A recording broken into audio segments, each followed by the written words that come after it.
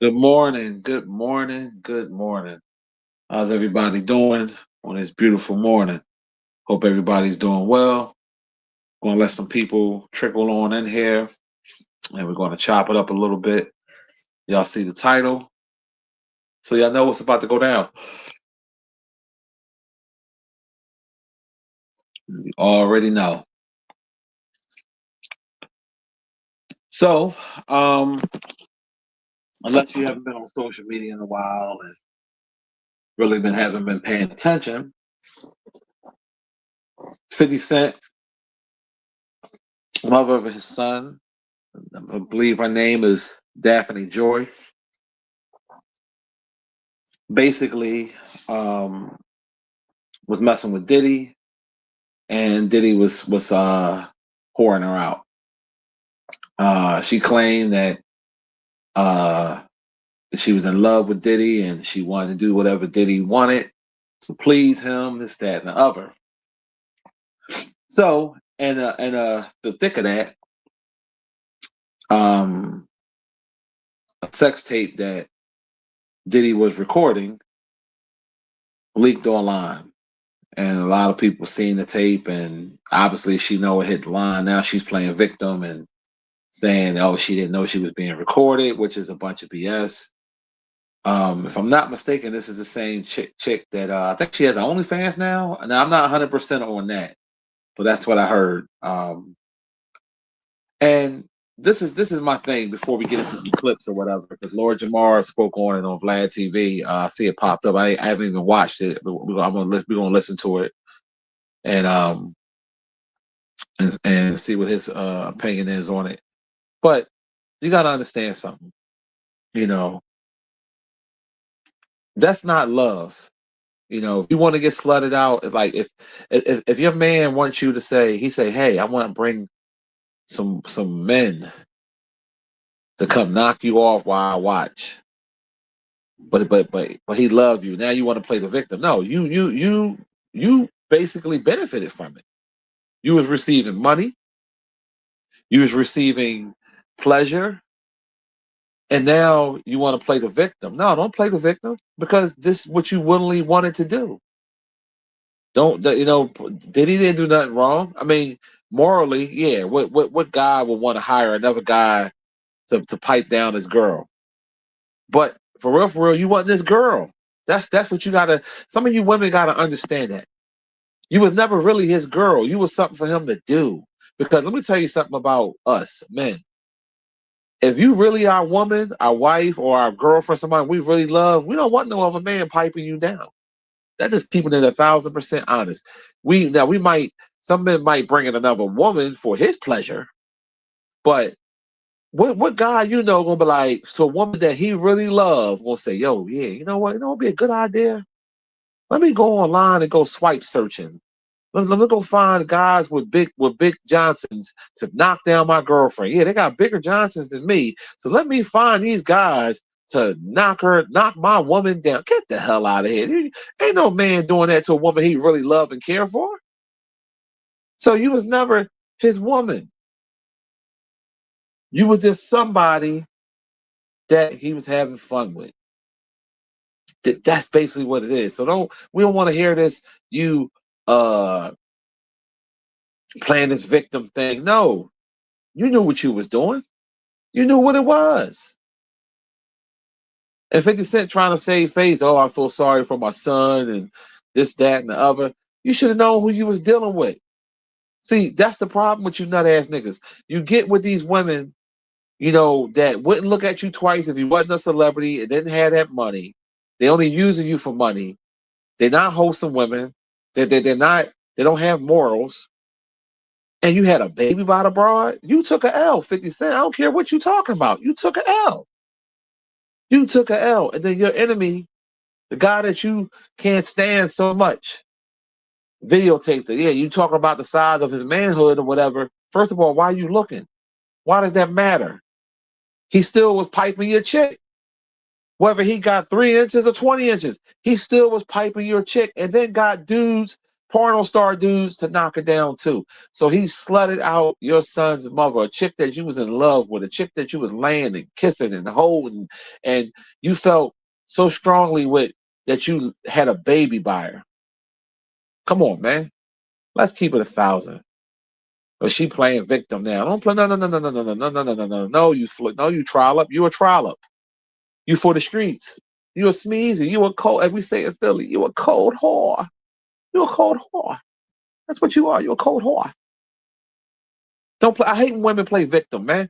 Women don't take accountability. It's not all of y'all, so I don't want y'all to think I'm talking about all women. You know who you are. To the women that don't take accountability, that's what I'm talking about. The ones that take accountability, disregard what I'm saying. Because some of you women don't like to take accountability. You'd be dead wrong and try to always push it on a guy. And we all experience that, fellas. In every relationship we have dealt with, whether it's a chick you was dealing with, a side piece, whatever. They never want to take responsibility for their actions. Prime example with this broad.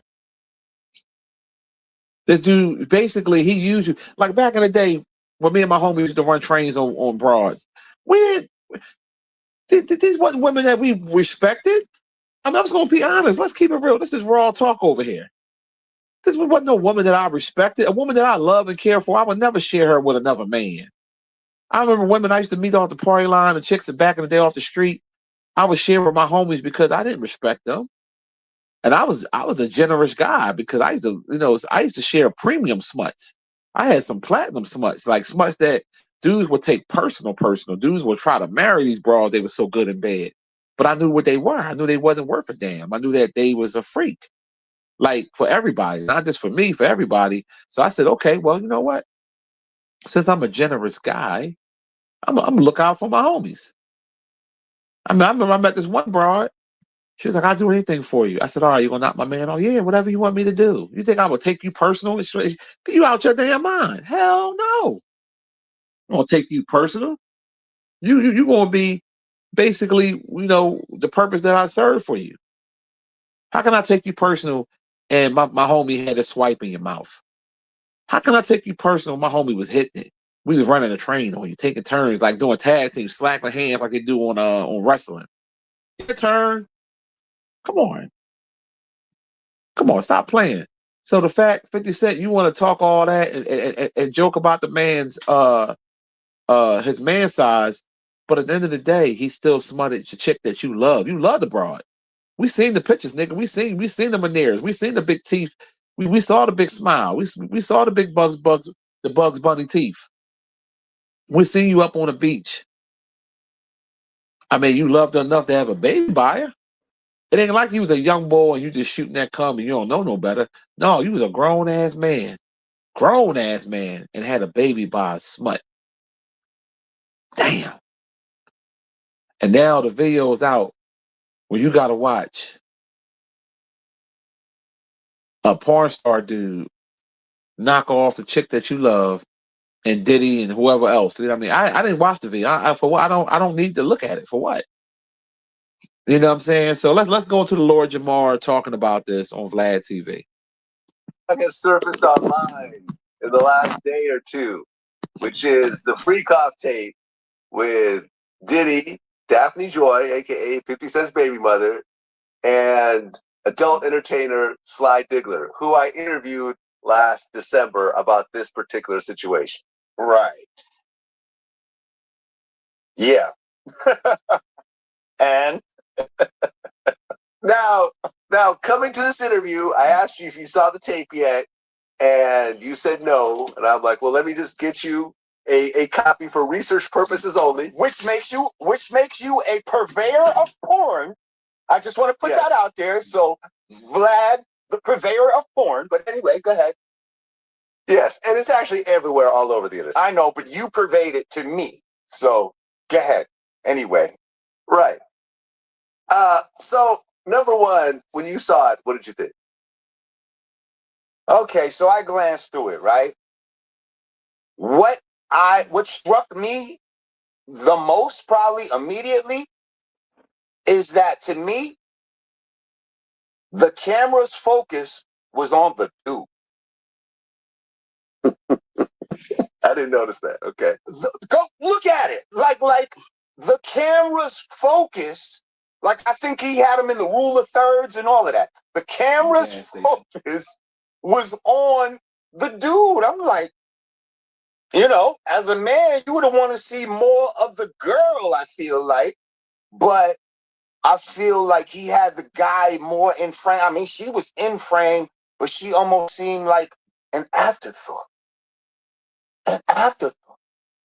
And then it's like, all of a sudden I'm seeing like arms coming in the frame and baby oil being squirted and shit like that. I'm like, what in the slippery nonsense is going on in this motherfucker? Now, I wasn't, I'm on my phone. I guess you need a big screen TV to see the shit that you're talking about with the, the baby Diddy shit. But I wasn't trying to like stop it and zoom in and all this stupid shit. But what I will say is when he passed the camera, it looked more like a vagina to me than, anything else. From what but again, I'm not like. All right, so hold on. Pause. So, Lord Jamar, you be always quick to talk about, you ain't down with the gay stuff, you ain't down with this, down with that. But then you commenting on the man's package.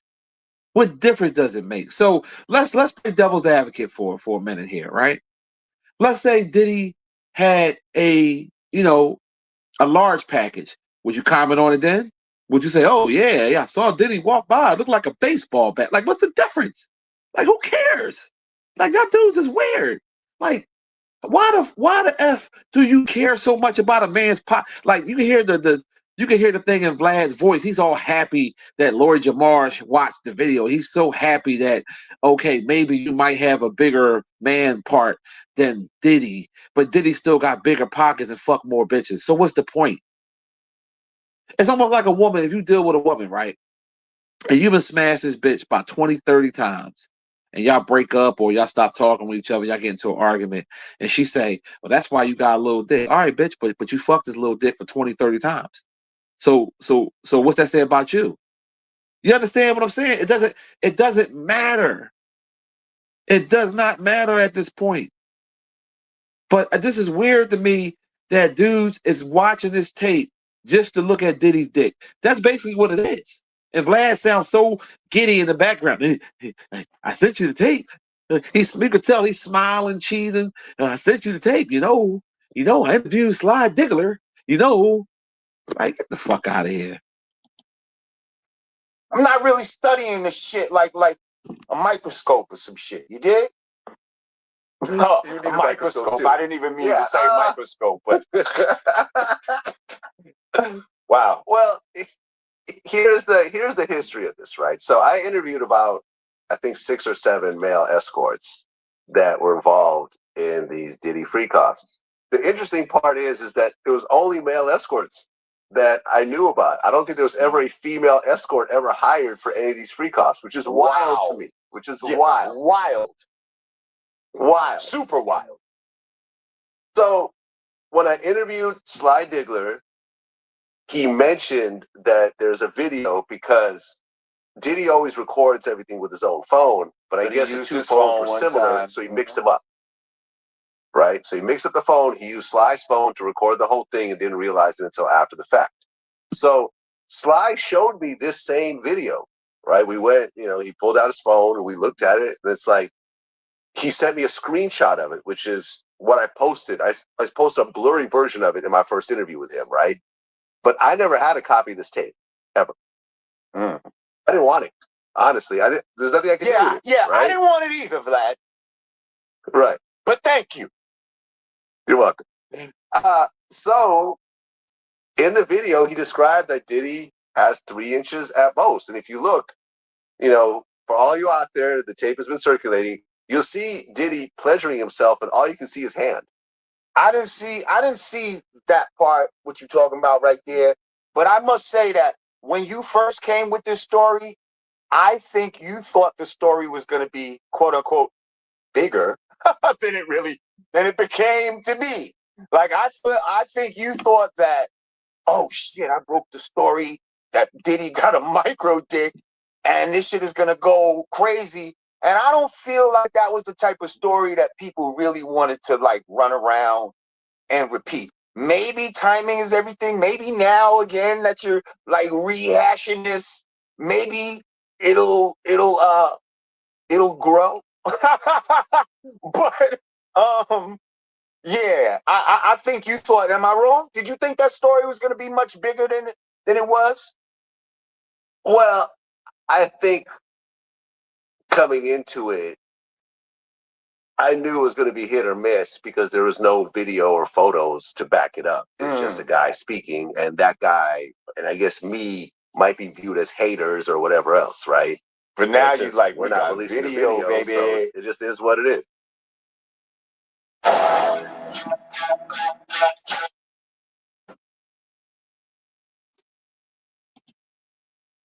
I didn't see none of this shit you talking about him pleasuring himself and all that. I didn't really see that part. Again, I wasn't watching it like that. You know what I mean? Like, well, it's a 40-minute video, so I'm pretty sure you did not watch every second of it.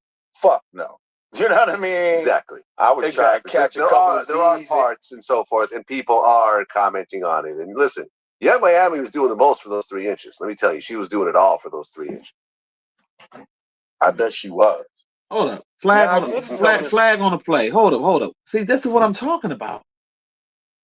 So Vlad just sat here and said Young Miami was doing the most for them 3 inches. Why does that concern you? I mean, maybe I'm in a different time frame or something. Me and Vlad basically the same age. Nigga, we come from an era where you're a white boy, so it's different. But we come from an era where, like, hold up, what are you talking about? What are you talking about? Like, so again, if he had double the size, would it matter?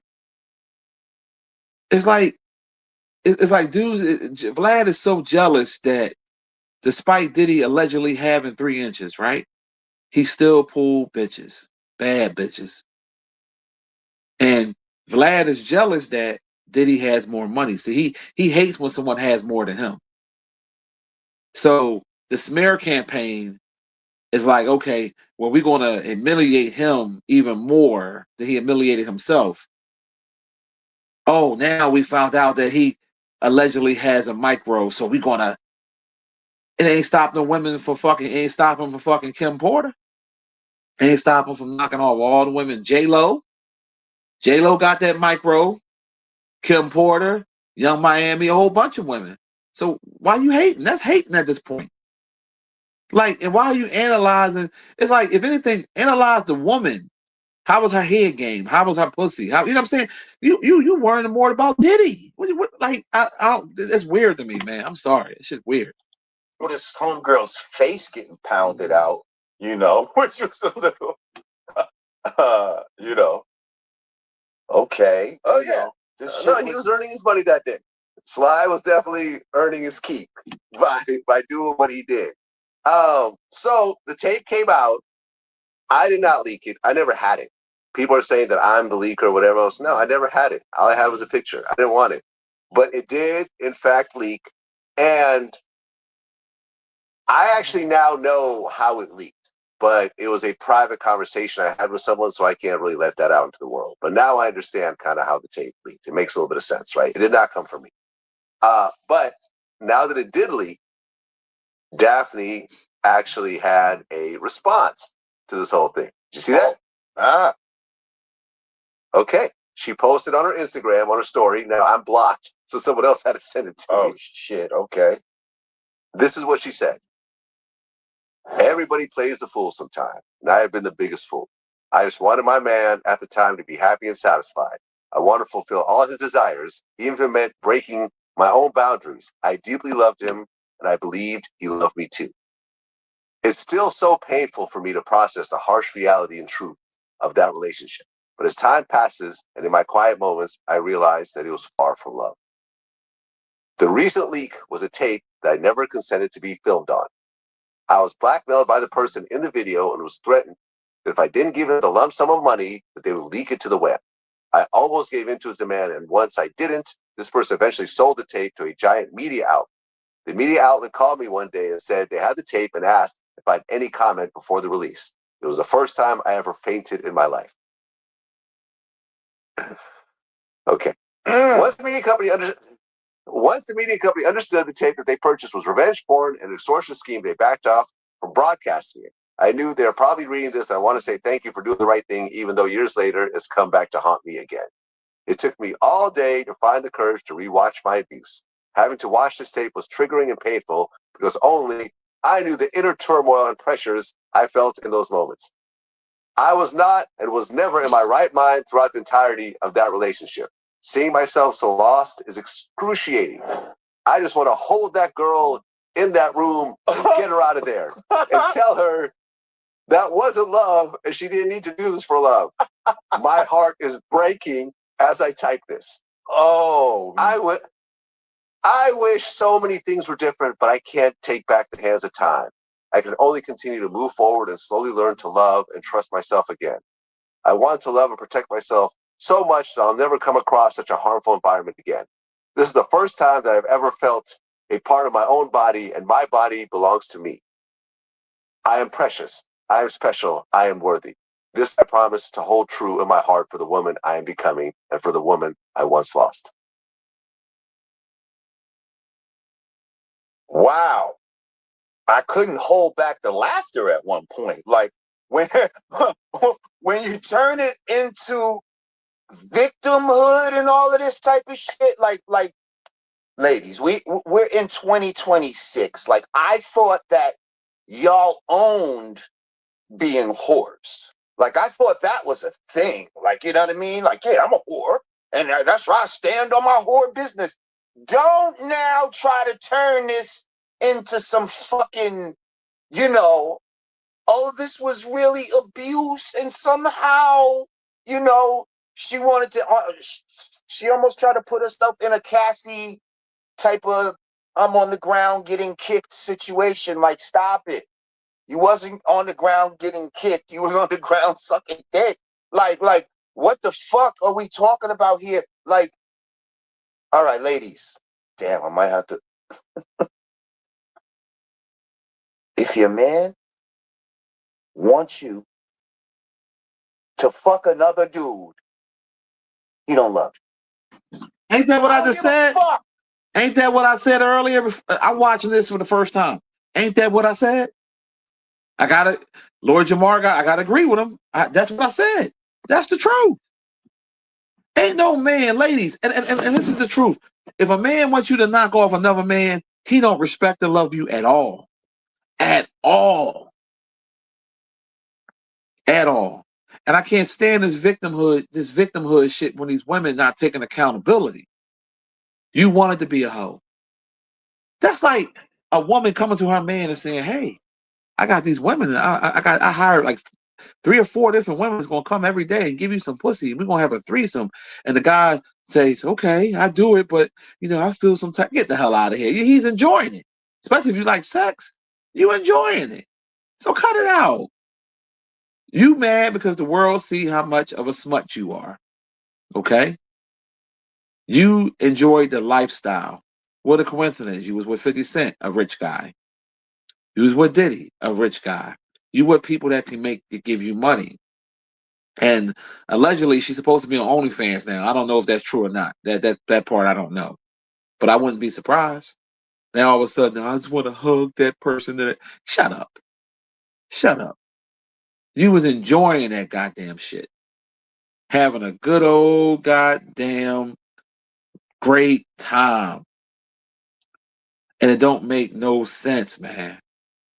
Like these women, man. I tell you, man, women don't take fellas. Well, we're gonna get into that as the show go on. We're gonna talk about other stuff, but yeah, we're gonna get into how like these women really don't take accountability, and sometimes you just gotta leave these hoes where they at. But let's continue. What he says, babe, please do this for me. And He want to film it too? Come on. Like, come on. And how old was this? Let's not act like you was a fucking teenager that, I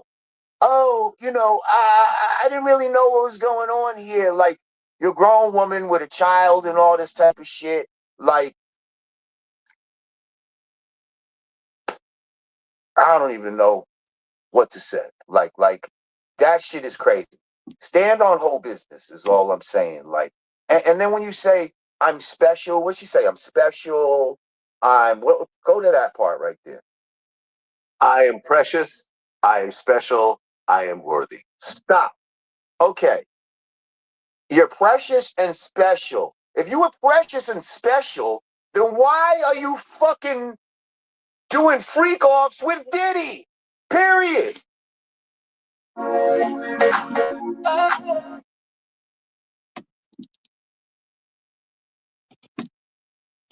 worthy of what? Worthy of what? Because, a lot of these women feel like they're worthy of all of this shit. Like, and I'm just wondering why they feel they're worthy. What makes a woman worthy of supreme treatment, being treated like a queen and all of this type of shit? Like, was having a conversation about, conservative values and all this type of shit, and said a real conservative, a woman doesn't have to work and all this type of shit. She could just stay home and not work. And it's like, my question is, why? Why would she deserve that? What is her part in that? You see what I'm saying? Why would she be worthy of just staying home and not working? I'll tell you a woman that's worthy of that. A woman who saved herself for marriage. A woman who saved herself for marriage, who was trained to be a wife and a mother and to be the peace in a man's life. That's the type of woman that deserves that. Not a woman who's fucked 5 dudes before she met you. Like, every dude is expected to turn a blind eye to the women that their woman slept with before them. Most dudes don't have fucking virgins. But yet these women think they're still worthy of shit that a truly virtuous woman is worthy of. So, ladies, you're not worthy of this because you got good pussy and all of this type of shit. You should actually be worthy of it for holding the pussy back. Now listen, he made a valid point what he just said. He made a valid point what he did. I got to agree with him on that. I have to agree with him on that. He made a valid point. Because some of these women do be out here saying what they deserve and this, that, and the other, and don't even know how to be a wife. Don't know how to be a housewife. A housewife, see, I'm not from that era. My mom and dad both worked. My wife works. You know what I'm saying? You're going to bring money to the table. I'm going to bring money. That's how it's supposed to be. Fuck all that. You sit home, and that's the 50s and 60s when the women took care of the kids and the man went out and made the bacon. And we live in a society now, and an economy now, where you need 2 incomes. 2 incomes is better than 1.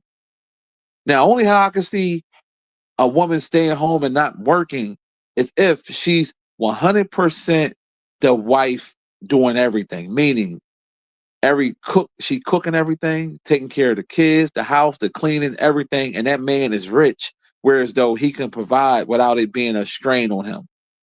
And she's withholding her part of it. That's not the average household.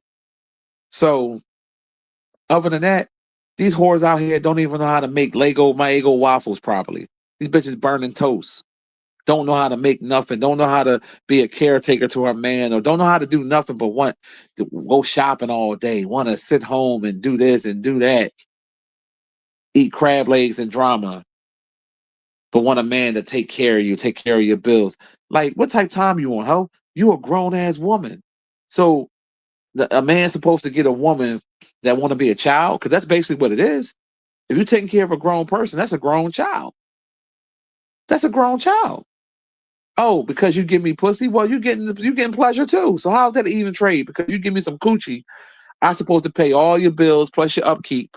So I'm supposed to pay your car note, your insurance, your nails, your hair, your crusty feet, your clothing, everything. And all you do is just lay up and give me some pussy. Get the hell out of here. That's been recycled anyway. Get out of here. We gotta stop with the BS. So I agree with Lord Jamar on that. Like, to be honest, I agree and disagree because I don't think no woman should be no housewife. As a woman, why wouldn't you want to have your own? Why wouldn't you want to have your own money? That way you can depend on yourself because it's a good feeling to say, hey, babe, I got it sometimes. I understand a man's going to lead and do whatever. There's nothing wrong with that. But at the same time, you want your woman to put something to the table too. You want your woman to say, hey, you know what? I got this, baby. You know what I mean? You've been paying for a whole bunch of dinners. This is my turn, baby. I got you. That's a good feeling. But if you were a bum bitch that depend on your money, she could never treat you. Just like back in the day when you give the woman allowance and then she buy you something with your money. No, bitch, I want you to buy me something with your money. The money you earned. So we gotta stop with that. But you do whatever works for your household. If that's what you want to do, cool. But a lot of these hoes out here ain't worth that type of treatment. So I understand exactly where he's coming from, and it's wild to me. It's definitely wild to me, and like my man said, like the way some of these women are today, it is sad because a lot of these women are glorifying being whores, and a lot of them don't take accountability, and they think they deserve the world. Like I knew a shorty. And this is what I mean with accountability. When you tell a person something real, see, women be quick to tell a man something. A woman she'll be quick to tell a man about his flaws or what he need to get done or whatever. But as soon as you return the favor, you the bad guy. Like I knew a girl that was a nice looking woman, but she had fucked up teeth. And I had to tell her, what I'm saying? I had to keep it 100 with her. I had to tell her, I said, listen, I said, you too pretty to let your teeth go like that. I said, what happened? You don't do drugs. How is it that you got two missing teeth in the front? You know how you got the two big teeth in the front, the teeth right next to it on each side. They were so cracked they had to remove them. So you got you got two snagger tooth in the front, and then your bottom row teeth got a lot of plaque and tartar on them. So that's years of neglect of neglect. Like you might brush your teeth, but you ain't brushing them properly. You wasn't going to the dentist because they got to scrape that shit off. They got to scrape off that butter. I call it butter. That dried up butter on your teeth. That shit like what's that YouTube boy had all that plaque and tartar on his teeth. The tall dude with the peasy head. He used to be a Hassan Campbell dick rider. I can't think of his name right now. It'll come to me. But, you can't be having, and I had to tell her. Damn, that was on the tip of my tongue. What the hell is that dude's name? Y'all know what I'm talking about. It'll come to me. But, so I'm like, when I told Shorty, it's like, it's no excuse for that. Yeah, Bullets God, thank you. It's no excuse for that. Like, you have to go and take care of that because going to the dentist once a year is not a problem. Why is that hard to do? You go get your teeth cleaned. Some people go twice a year. It's not. You go, you scrape your teeth.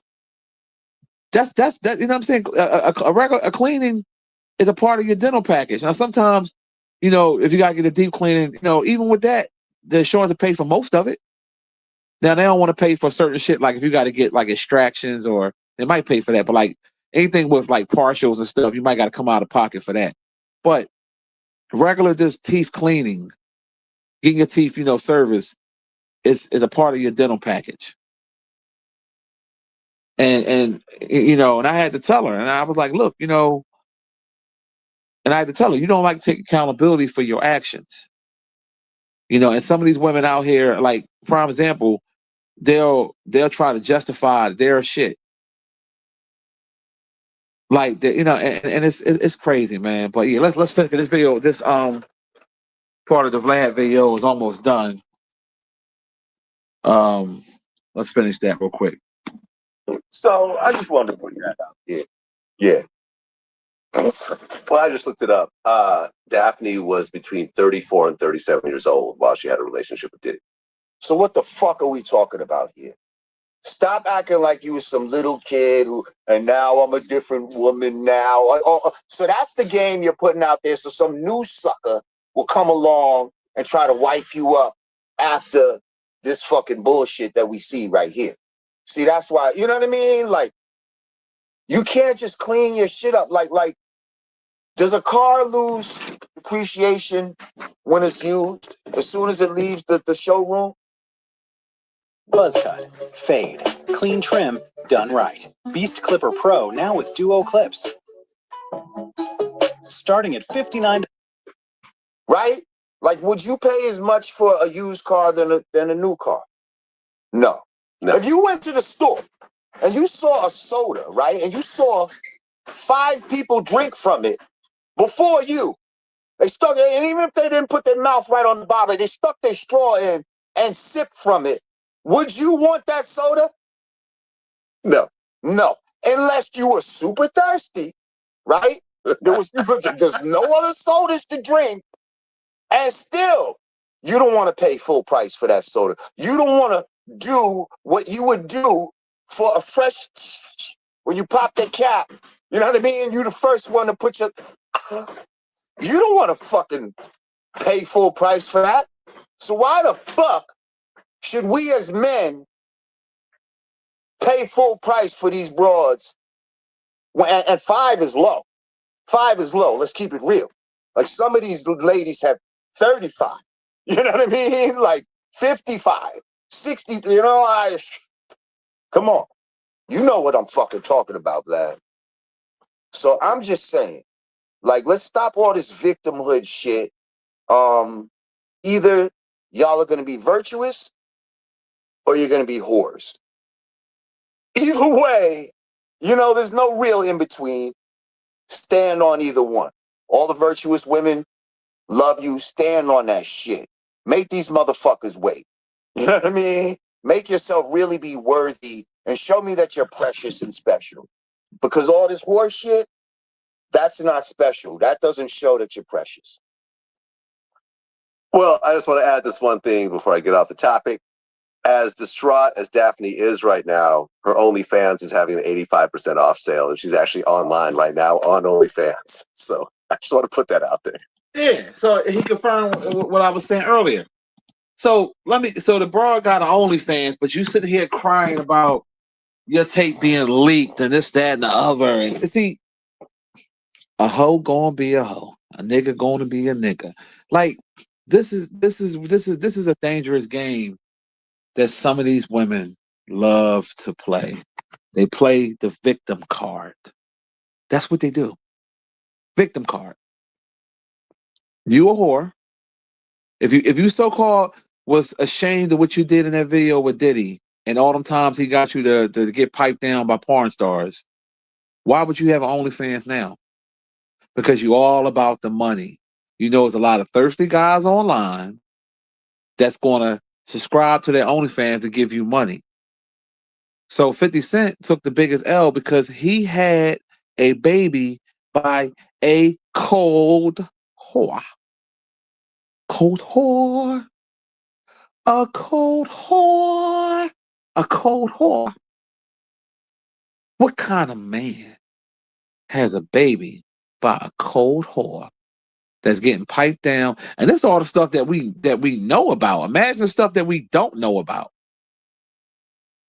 I mean, Diddy had her piping down, getting piped down by a bunch of different men. Now, what else is she doing? See, 50 Cent took an L. You could talk about Diddy's size all you want. You took the L because you got a baby by this hoe. So you got to always be in this chick life, at least to that baby 18, 19 years old, till they graduate. And then, when they grown, you got to always still see this broad. It's going to be in your mind. You watch that tape of Diddy and Sly Dickler and all these other dudes that was piping her down. That's out there on the internet. That's going that vision gonna be in your mind. The chick that you was kissing and loving and wanted to be with because she was a mixed broad. So that's what the fuck you get. That's what you get for you straying away from black women. That's what you get. You keep thinking them mixed broads or them other races of women are any better, and they be this is more as they be more whorish, cold whores. Damn, damn. That's what you get, homie. And wow. Um, but yeah, y'all. It's the accountability thing with some women is really a big thing. I mean, I remember I dealt with a woman that was just like that. She was just like that. Didn't want to take accountability for her actions, and when you would call her out, she would try to justify it or try to. And I used to tell her like, "Yo, you need accountability," and some women, if you start off a certain way, see, let me tell you something. Some men are not stupid. Now, don't get me wrong. Sometimes you can meet a person and you can have a connection and y'all can go there fast, meaning y'all can have sex fast, right? But sometimes that ain't it. Sometimes that's just a woman's MO. She get that pussy up in a week, 2 weeks, and then she wants you to respect her. You doing all the nasty shit, and 2-3 weeks of me, you're supposed to reserve some of that shit. You dig what I'm saying? And that's for men too. Like, if you like doing nasty shit, don't do that shit to a broad right away. You know what I mean? You gotta get to know that broad. Like, let's say if you like eating ass, you gotta get to know that ass. You gotta get to know if that bitch got good hygiene practices and stuff like that. You can't just be putting your tongue in a bitch ass and you known her for 3 weeks. I mean, hey, if that's what you want to do, that's on you. But it makes sense to kind of chill. You know what I mean? You can't just go full throttle like that. And some women think that them doing that extra nasty stuff to you is going to make you be with them. I had a woman like that before. She thought because she was being nasty that was going to make me submit to her and be with her. You know what I mean? Because she was looking for, love. And she figured, okay, I'm going to try to turn him out. And he going to do that. Nah.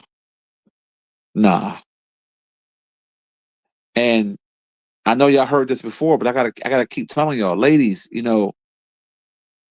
it's not saying you can't find a good man. That ain't what I'm saying. But what I'm saying is when you are single with a young child, it's harder to find a real good man than it's just harder because most men don't want to deal with that because they're looking at it like, okay, you got a young child, the father's still around, he's going to be around. He got to worry about that. And then he got to worry about trying to be stepdaddy and stuff like that. That's why like some men prefer women that have older kids or kids that are grown. That way you ain't really got to worry about it too much. And the father is far removed from them still having relations or still having feelings. If you're dealing with a broad and she got a 4-year-old, 3-year-old, some shit like that, little young child, it's a strong possibility that she's still messing with each, or even if she ain't messing with the bull, he still want her. You know how that go, fellas. And some of these women want you to be Captain Saver Ho. They want you to be Captain Saver Dad or no King Stepdad.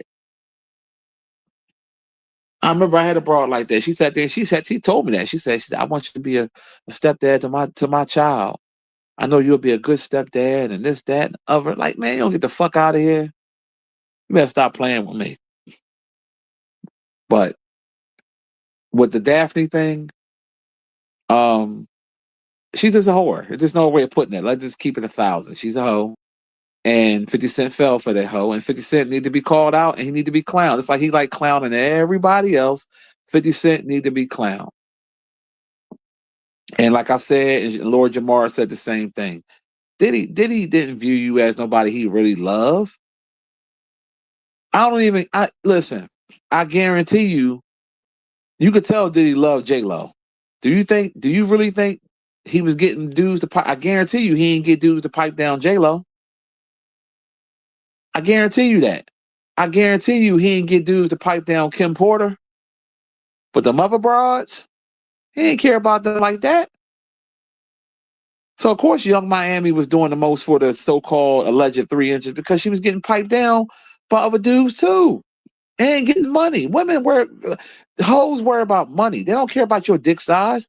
That's like you hooking up with a prostitute and she say, "I'm gonna turn this money down because you got a little pipe." No, she gonna take that money and suck that little pipe because she want the money. It's common sense. So it is what it is.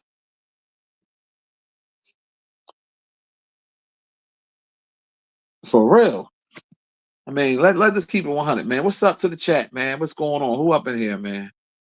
I had to cook a little bit before I really acknowledge the chat. So we got William in here. We got D up in here. We got my man Nunn. We got Misty in here. We got Queen Shay. We got my man DJ. We got PW. We got Todd. We got my man L. B Moore. We got Pack in here. R&B. We got Breezy up in here. We got the Troll Jizz in here. We got my man E-Man up in here. Roderick, my man Deep 215. We got Will Cox. We got Ann up in this joint. Trav, what's the deal? Salute. And I mean, this is like, come on, man. And and fellas, we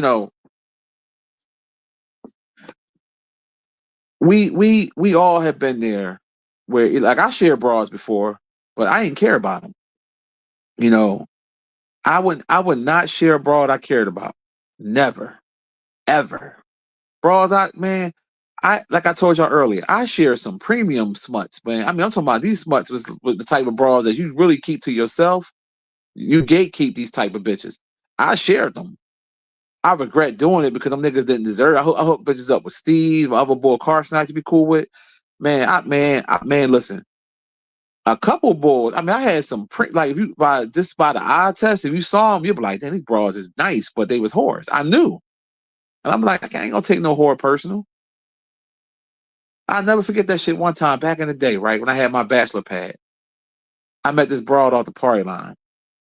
And she was a freak, right? She was nice looking too. I ain't gonna lie. She was nice. She was very nice looking, but she was a whore. I knew she was a whore.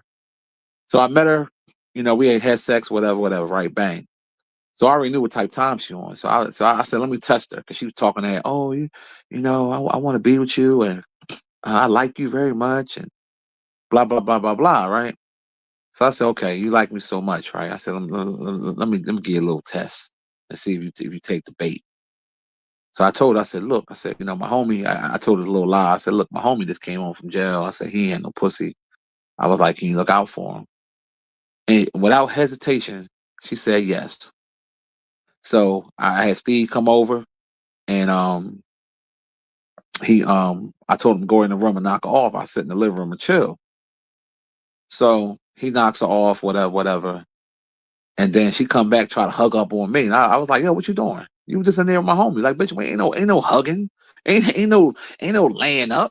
Like, matter of fact, go in there and wash your mouth out. Go in there and use that Listerine. Like, the hell wrong with you? And she couldn't figure out why I was treating her like that. I'm like, yo, broad, why would I be with you? You just gonna be a smut. Now, if you want to come over and get smutted, then cool. But all that lovey-dovey, you laying on my chest and trying to kiss me, no. You were just in there sucking on my homie. And some of these women are delusional with that. Ain't no man going to take you personal if you knocking off other dudes. He's just not. He not. He don't love you. Straight up. Men, we are very territorial of women that we love and like. We don't want nobody hitting that pussy. That's how we are. We selfish like that. We'll have a wife and have a side bitch and don't want the side bitch getting. If we like the side bitch and that's somebody we care about, we don't want her getting no dick, even though we going home to something. That's how we are. So with Diddy, if Diddy was sharing these bras with other men, you think he loved them? She's a cold fool. She's a whore. And 50 Cent took the biggest L. I don't care what nobody say. Because Diddy still got money. He still got more money than 50 Cent. He gonna come home. Okay, people know he allegedly has a small package. So what? Okay, he's still rich, and women still gonna suck that small package. So who winning still? Yeah, we know he weird. Yeah, we know he's a weirdo. I mean, come on, let's just keep it 1,000. Diddy is a weirdo. He's definitely he got bisexual tendencies. I mean, well, they don't bisexual tendencies. I think he's bisexual. It's nowhere in the world, even though they don't have no reports of him having sex with a man, but letting another man's baby batter be on your body is definitely bisexual tendency. That's disgusting. That's very disgusting. That's out of pocket. It's wrong. That's just something you couldn't pay me to do that. I don't even want my own jizz on myself, let alone another man. What's wrong with you? Back in my jerking off days, as soon as I would jerk off, I would get that shit off of me quick. Shit. You know what I'm saying? So Diddy is all them things.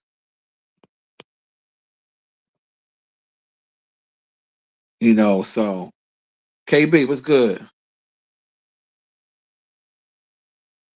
You say you think it's karma for how you think what he did to Rick Ross baby mama with 50 Cent? Yeah. You're probably right. Probably right. Oh yeah, Steve. Man, I shared a lot of women with Steve back in the day. Steve owed me, man.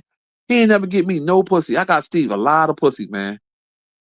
I hooked that man up with some premium. I'm talking about like premium smut. I mean, I'm talking about broads that I'm telling you, man, you just don't know. Never again. I used to look out for my homies, man. I wasn't no hater like that. I used to look out.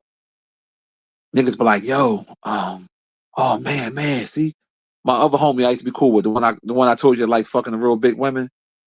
I told him he's always said to me, yo man, see if she trainable, see if she trainable. That was his word to see, and then I would always look out. And then when it was his turn, he'd have a broad. I'm like, yo, see if shorty trainable. All of a sudden he ain't want to. That's when I said, okay, I'm cutting that shit off. I ain't hooking y'all niggas up no more because y'all niggas is out of pocket. Out of pocket. Yeah, I ain't talked to Steve in a little while. I gotta call him. I ain't talked to him in a little bit. I mean, if to be honest, if I had to take a guess, and this keeping it 100% with you, he moved back in with his pop. So I guarantee you, he took a drink by now. I hope I'm wrong. I hope that I'm wrong. Matter of fact, I'm gonna call him today. But I guarantee you that he probably took a drink because he's in that environment. And when you're in that negative environment, you can't. It's hard to get rid of that addiction. You know what I'm saying? Like if you're trying to recover from alcoholism and then you're around people doing, drinking and doing all this, it's how can you win? So all I can do at this point, to be honest, is pray for him. That's all I can do. I'm not gonna stress myself over no other grown ass man that know what he got to do, but choose not to do it. I got my own family to worry about. I can't worry about it. To keep it 1,000.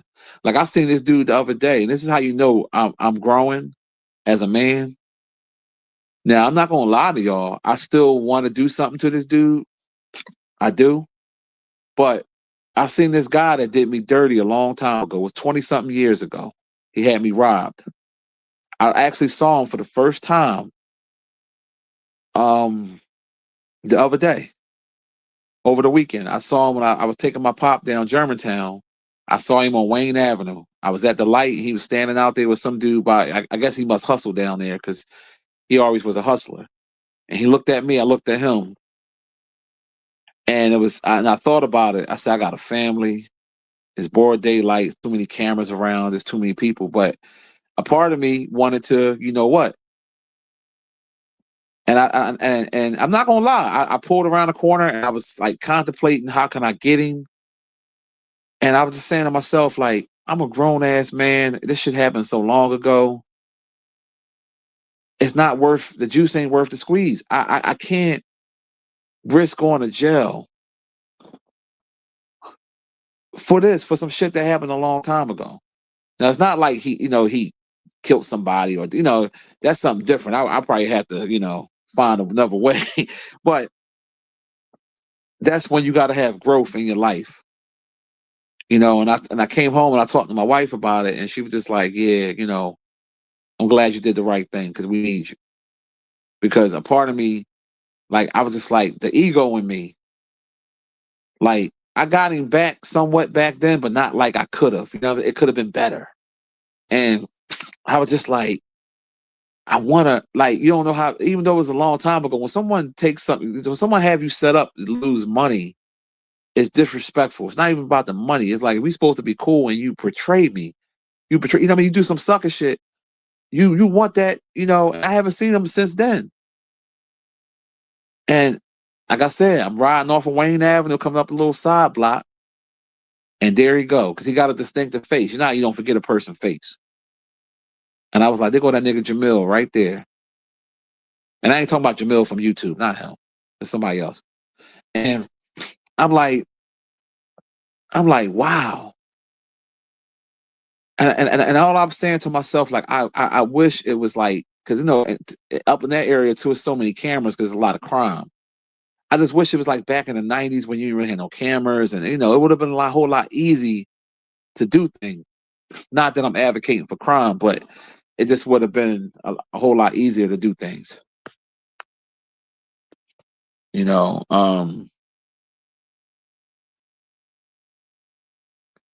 KB said, you said mental self, that's why a lot of men like virgins.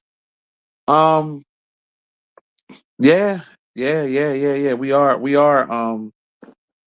are selfish. Roger said Steve having many drinks. You ain't shit. yo, yo, you're probably right, dog. I ain't gonna worry myself about it no more. That's his problem. If that's what he want to do,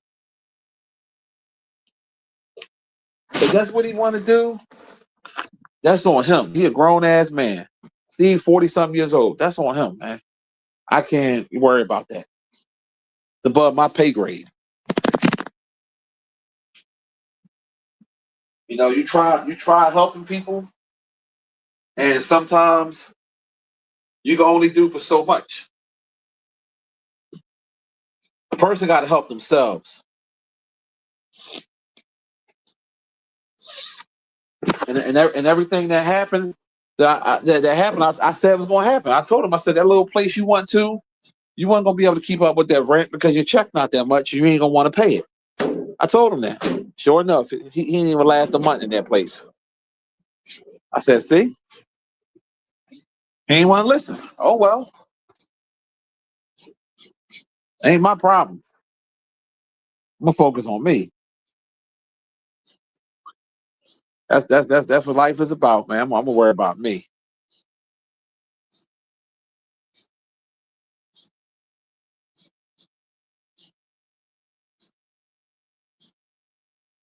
Oh, you think did he hit up 50 Cent? Would you be surprised? Who knows? I mean, I wouldn't be surprised. I mean, if I'm Diddy, when I come home, I'm chilling for a little while.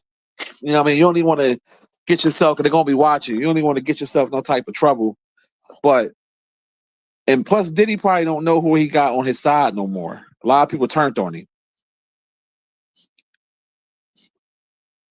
Because the way 50 Cent be so reckless, the old Diddy probably would have had him hit. Definitely would have had him pop. But the more of the story, fellas, watch who you lay down with, man. Like, have babies with. He had a baby by. I mean, she's a cold whore. And I don't feel sorry for her, and I don't feel sorry for the child either, because, well, no, and the child is innocent. Don't get me wrong, but it's like, well, no, I do feel sorry for the child. My bad, because the kids are innocent. He got a mama that's a whore. Like this, it's like, but this is what these entertainers and these rappers do. This is what they do. They get with these mixed broads, or they think, you know, a lot of them broads, they got themselves dialed up, or they might look like something that be, you know, thirst trapping and stuff like that. These are the type of women that are whores. They looking for a come up. They ain't looking for love. They're looking for a come up. Diddy was a pimp. Let's just keep it 1,000. Diddy was a pimp. He was pimping them women, having them do what he wanted them to do because he had power and money. Why you think that escort dude, the ugly boy, the dark skinned boy with the glasses, the one that fell for Cassie? Remember how he kept clowning Diddy? Oh, I would get off of Diddy. I would get off of Cassie, and then Diddy would get on her and try to have a competition with me. And I was just sitting there laughing because I'm so much bigger than him. And he couldn't fathom why Cassie still loved Diddy and not him. It didn't matter that you supposedly had a big package. She still was in love with Diddy. And he couldn't fathom that shit. Diddy know how to have that mind control. He was pimping them hoes. That's what he was doing. And they was whores. Cassidy was a whore. She's a whore. Daphne is a whore. Young Miami, whore. Megan Thee Stallion, I'm gonna throw her in there too. She's a whore. All of them. Carly, whore. You know what I'm saying? Like, just keep it 1,000, man, and stop playing. 7-7. What's the deal? Man, we just gotta stop playing and just be honest, man. You know, for real. And it's okay. I mean, we all, you know, I'm pretty sure everybody fell for a whore once in their life. But having a baby by her? Oh no. Oh no. Shit. The grass ain't greener, y'all. Always remember that. The grass ain't green on the other side. Yeah, y'all be thinking these mixed broads. Listen, them broads be the most whorish broads. Y'all keep thinking that. Y'all get played every time. Because you got to ask yourself this question. If you wasn't 50 Cent, the rapper, the movie producer, the star, right? Would Daphne fuck with you? If you were just a regular 9-to-5 dude that was making $40,000, $50,000, $60,000 a year, would Daphne fuck with you? You got to ask yourself these questions. And if the answer is no, then why would you take her personal? Because she only with you for the money. So you take it as having a good time. Protect yourself. That way you ain't got to worry about paying child support for a long ass time for a smut. You're funding her lifestyle. You're giving her money to fund her lifestyle while she go on OnlyFans, while she go out here and get smutted by Diddy and Sly Diggler and all these other porn stars. Come on, man. You played yourself. But everybody be dick riding 50 Cent. He took a L. He was a sucker for love. And she's not even all that. She fuckable. Don't get it fucked up. You know what I mean? But she ain't nothing to cuff up because she's a whore.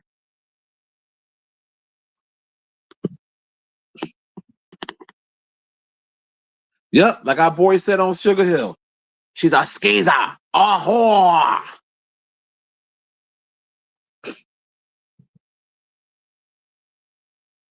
Roger said he had a woman suck him off for two McDonald's apple pies. You know what I mean? Like, but we just got to keep that 1,000, man. You know, and sometimes it takes other people to wake people up. You know, we all make mistakes out here. All of us. We human. You know, we all make mistakes. We all sometimes, you know, fall for situations that we shouldn't fall for. You know, I never fell for a whore. I never had a baby by a whore. I'm happy about that. But have I had situations that I said to myself, damn, I shouldn't have been in this situation because it's not? Yeah. I mean, you know, we all have. I ain't never go out bad like 50 Cent or some of these other dudes. You know, we all dealt with women too long. You know, you deal with a woman, you're like, yeah, I dealt with her a little too long, or I should have been cut that. You know, I've done it. I've done it. And you know why you do it? Because you get used to the broad, you get used to the head or the convenience of the sex and things like that. But when you look at the big picture, and I took this line from Ari Spears, the juice ain't worth the squeeze. It's the truth. That's why I was telling my homie that he was telling me about the Haitian broad that wanted to hook up with him, and he was married. I think it was my man Trav. I think it was one of y'all. And I was telling him it ain't worth it, bro.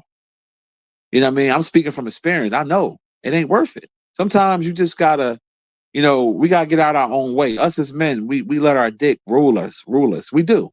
We selfish like that. We let that urge, that dog inside of us, make us bark. But sometimes you gotta sit back and you gotta you gotta decompress from your own self. You gotta decompress from the temptations and urges, because the juice ain't worth the squeeze. That's just true. Because sometimes that side piece ain't worth your family. And it's to you women too. That side dick ain't worth your family. This to everybody. You got to realize that. Just like when I be watching the Country Wayne skits. I don't know if y'all watch them on Facebook. The girl Jocelyn, she about to get married to Ralphie, right? But she can't get over the boy Ty. And she gonna wind up missing a good man for Ty. And somebody gonna get hurt. And sometimes you gotta I know it'll be hard because when you got that side dick or that side coochie, and I get it.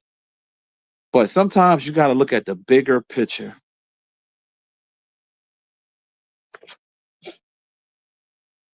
Yeah, but you, Trav, yeah. And you just gotta look at the big picture, man.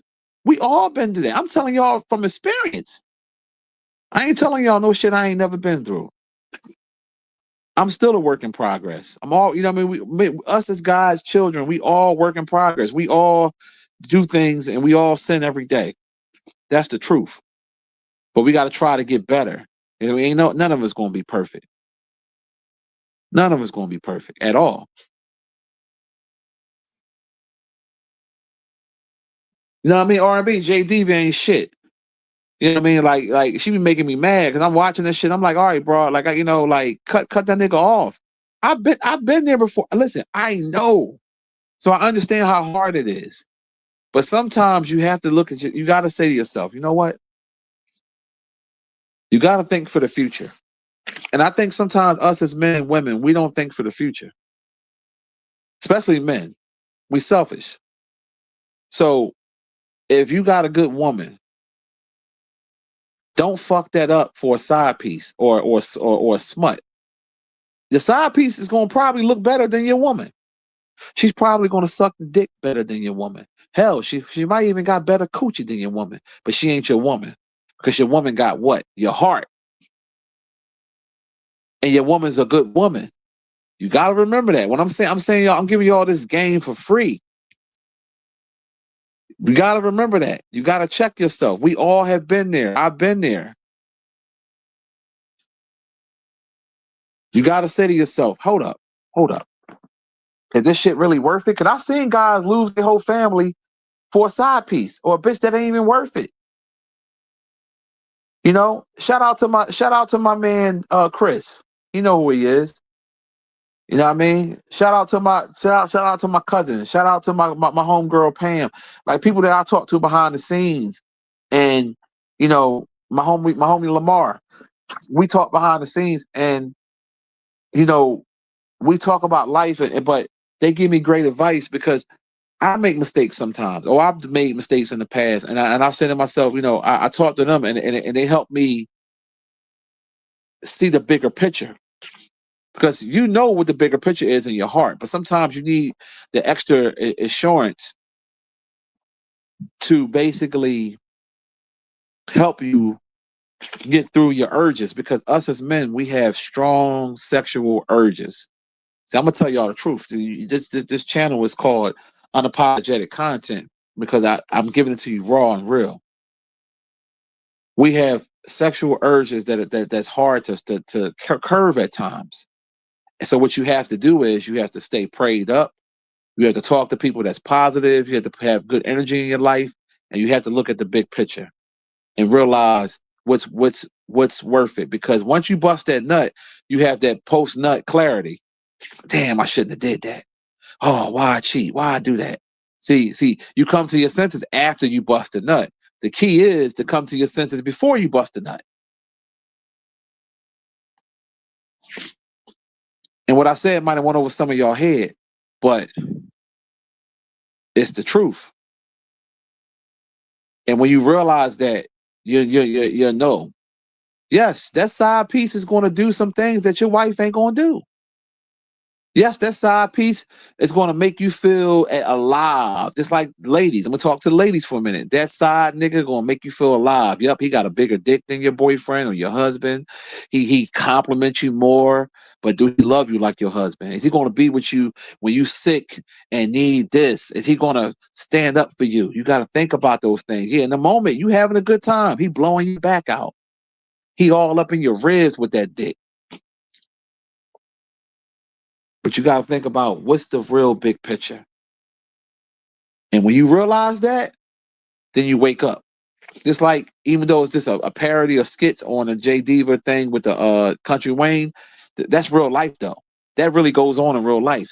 It's called living a double life. It ain't just men living double lives. Women do it too. Matter of fact, you heard about the judge in Georgia? She was a black judge, was knocking off the head cop boy. They both was married. She was having sex at work in chambers. They motherfuckers heard her in there screaming and shit like that. I think I saw it on the Breakfast Club. They talked about it, and I looked up the story, whatever. People, it ain't just men living double lives. These women are doing it too. And you got to hope and pray to God that you have a good woman that got that play out her system. And women ain't stupid, fellas. Women know we cheat. They know it.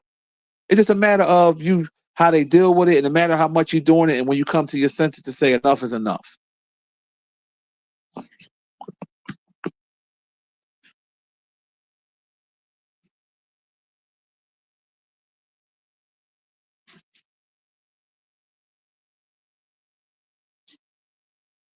General, my Philly brother, what's the deal, bro? You saw that video on Facebook, Wilcox? Yeah. Meek, what's the deal? I'm telling you, man. Y'all can hear the passion in my voice because I've been through the bullshit.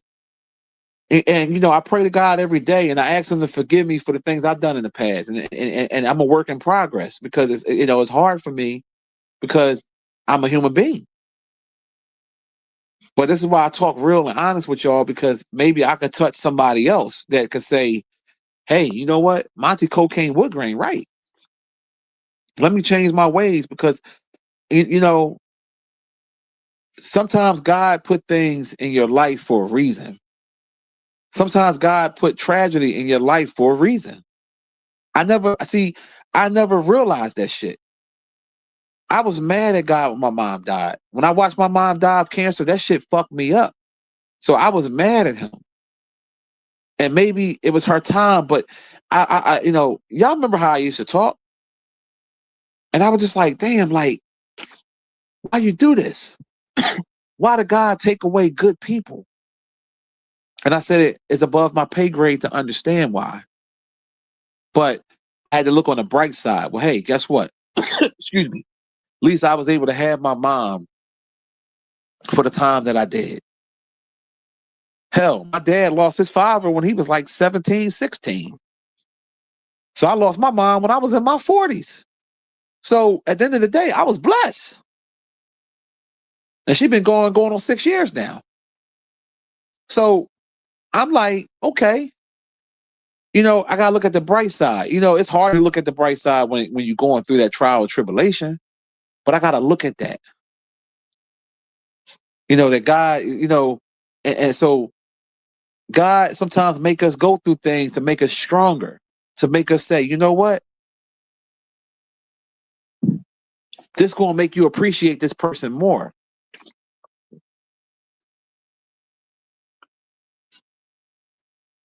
And that's keeping it real, man.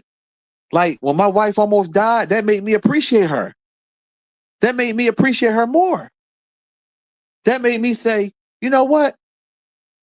You know what I mean? And I think that was God. I really do. I'm not gonna really get into the story because I don't want to get myself, emotional, but I told y'all what happened, you know what I'm saying? But to make a long story short, she died and came back. And I was there when it happened. And she made a, so far, full fucking recovery. That's God. And that made me say, damn, you know what? That's, things happen for a reason. And we are a still work in progress. God, we know men, we have that thing in us. It's even in the Bible. When certain, kings back in the day had 3 or 4 wives and certain religions, it's like, it's hard to just be with one woman. I understand that, but you work on it.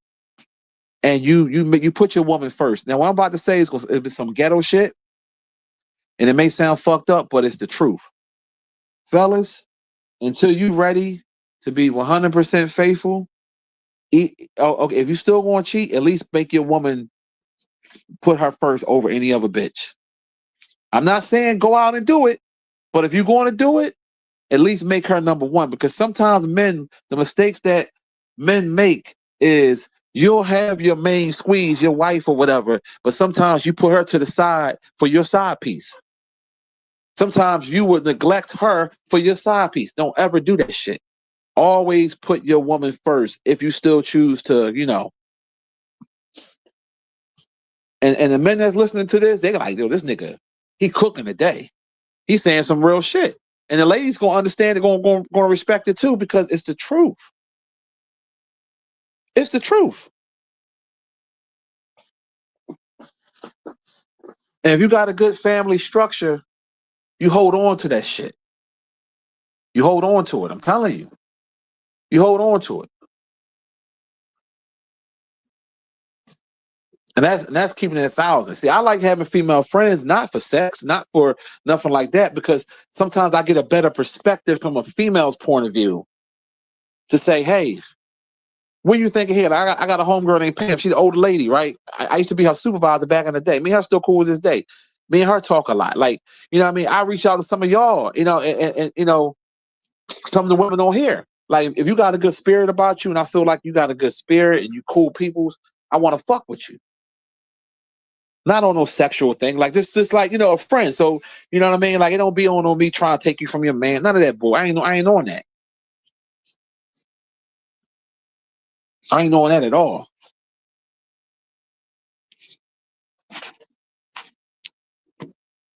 So in closing with that, fellas and ladies, you got something good, hold on to that shit. 50 Cent thought he had something good. 50 Cent thought that Daphne was his woman. You saw the pictures? He was happy.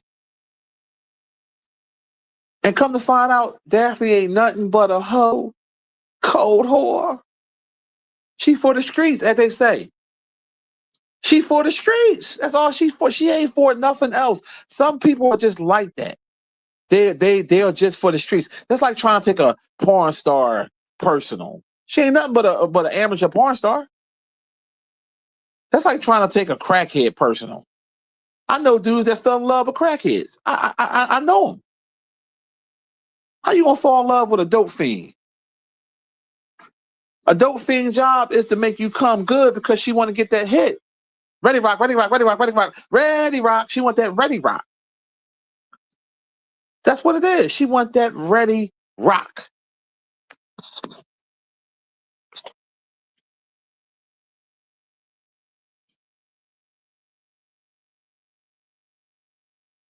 My man Todd said he would never put his family over no jump off. And listen, you're a great man for that. Sometimes you get caught up.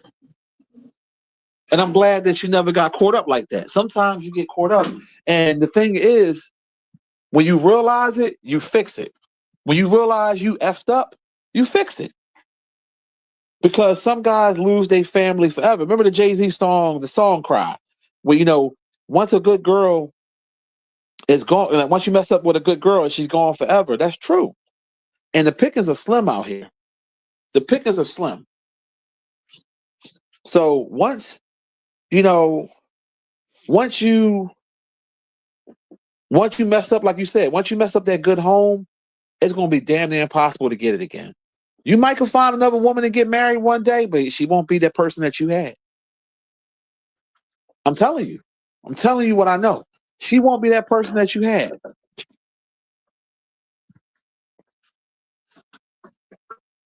So I like to give you all that real raw game and true life shit because somebody got to do it. See, a lot of these YouTubers, they get on here strictly trying to get money, and ain't nothing wrong with that. Ain't nothing wrong with no paper. Don't get me wrong, but they're not giving authentic content. See, I give authentic content, and YouTube shadow bans me. My shit don't get pushed in the algorithm. It just don't, and that's okay because I always told y'all YouTube is my hobby anyway. So if I'm able to make some coins, so be it. If I'm not, so be it. I'm still going to spit that real shit because I enjoy doing it. And then when I feel like getting off, I just get off. Sometimes I just close the live and don't even say shit. You know what I'm saying? Like that's just. But look, most of the time when I do that though, it'd be because I'll be on the phone and I'm getting a bunch of calls and I have to get off the live. So I got to do better. Just let y'all, at least saying bye and shit. But it don't be nothing personal to y'all. It just shit be coming up when I be on live.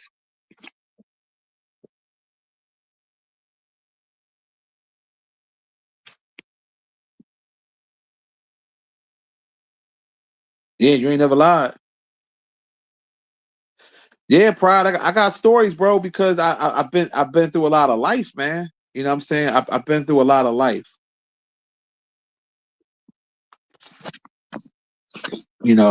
And I've been through it.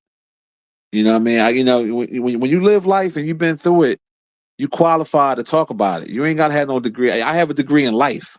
I have a degree in fucking with women. I got a lot of experience in that shit.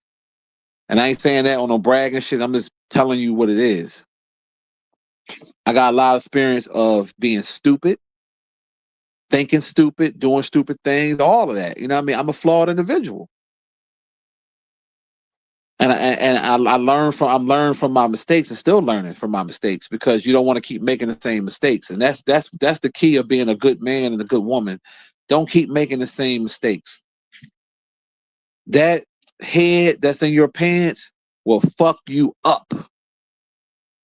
It's almost like the devil. You ever watch the cartoon when they show like the good devil and the bad devil on each side, like the you know what I mean? That's how it would be with us as men. Because it's something about women. That's why, like, I don't understand how dudes be gay. I don't get that shit at all.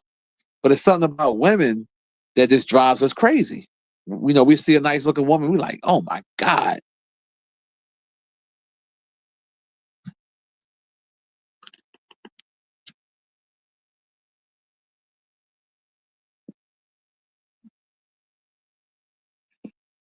Yeah, bro. This the new channel again. Just the new channel again. And yeah.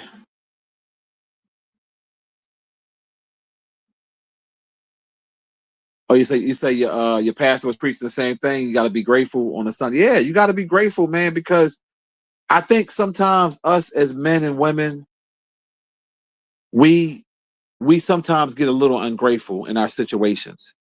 Sometimes we take our spouses and boyfriends and girlfriends for granted. And sometimes God has a way of reminding you.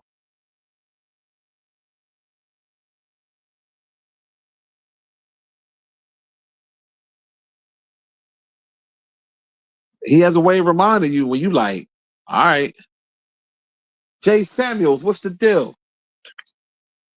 And when God reminds you, you gotta take that warning.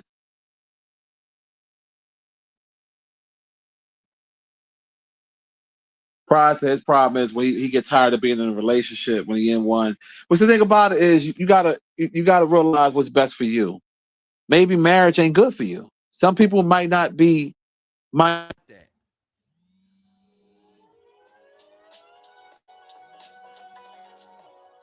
You know what I'm saying? Like sometimes the marriage might not be for everybody. Like if you know for without a shadow of a doubt it ain't for you, then don't do it. Oh, somebody just said something real too. Hold up. You said hold up. Hold on 1 second. It was a comment. Somebody said I wanted to comment too. Oh yeah, General. He said it's better to humble yourself than to get humbled, and that's bars right there. That's 100% bars. It's better to humble yourself or get humbled, and that's man, real talk, meat. He said just like Lil Wayne says on the song. Soon as I come to my senses. That's the truth. Men, we know. That's exactly, fellas. Think about it. You out cheating on your girl, right? Or your wife. You bust that nut. What's the first thing you do after you bust that nut? You feel guilty, don't you? Keep it real. Keep it real. You feel guilty because that's called that post-nut clarity. That post-nut clarity. And then you go home, you look your woman and your wife in her face, and you feel guilty, the motherfucker. You feel bad. But you wasn't feeling guilty when you was booty clapping sounds. As my man O'Shea Duke Jackson would say, booty clapping sounds. When you was making them booty clapping sounds, you wasn't feel guilty then. But you felt guilty when? After you had the nut. When you bust that nut. Oh yeah. And that's why you have to work on that before you do it. So meaning when you feel yourself having that urge and you want something, bust a nut. If you can't do it with your woman for whatever reason, let's say you just ain't want to fuck her or a period on or whatever, jerk off. Cause I guarantee you, as soon as you come, you're gonna feel better. You're gonna be like, oh, I don't even want no bitch now. I'm cool.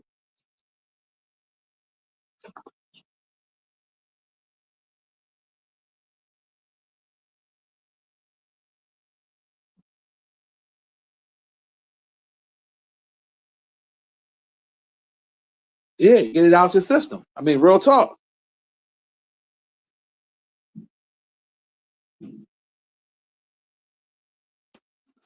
Motherfuckers, you know, you come home, and I know, I know the fellas, I know y'all sitting there laughing because you know what I'm talking about because you've been there before.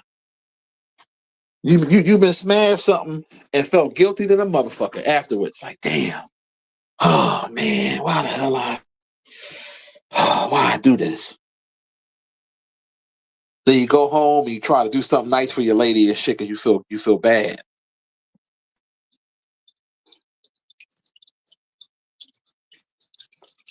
Roger said he be having the munchies at the busted nut. Yeah, I do too. I gotta have a snack or something and shit.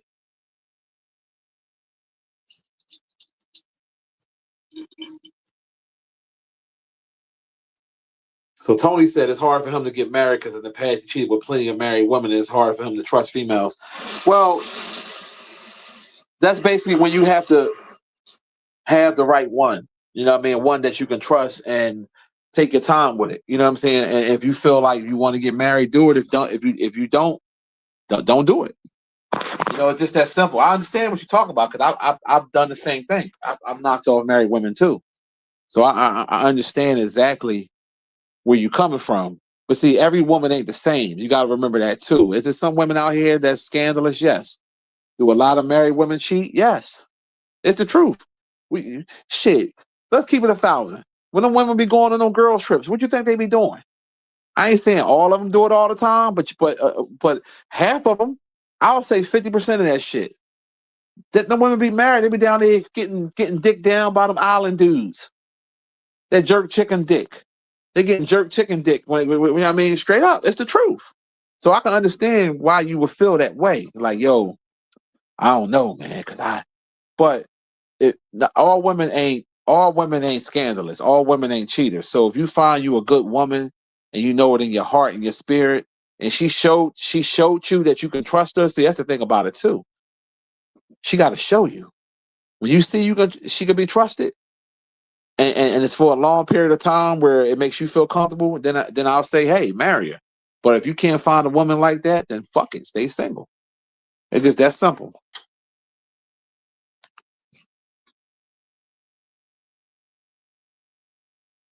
You real talk, Trizzy. You gotta have that dick control. It's hard to have dick control. Seven said that feeling sucks.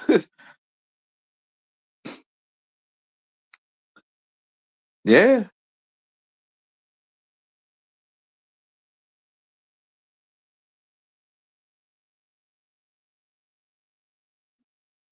I mean, because like I said, I've seen it. I've seen women on vacation. I've seen the shit, and I'm like, wow. So so I can understand. It's like it's on both sides of the coin. Like a lot, like men like, damn, they can't trust the women, and women can't trust the men.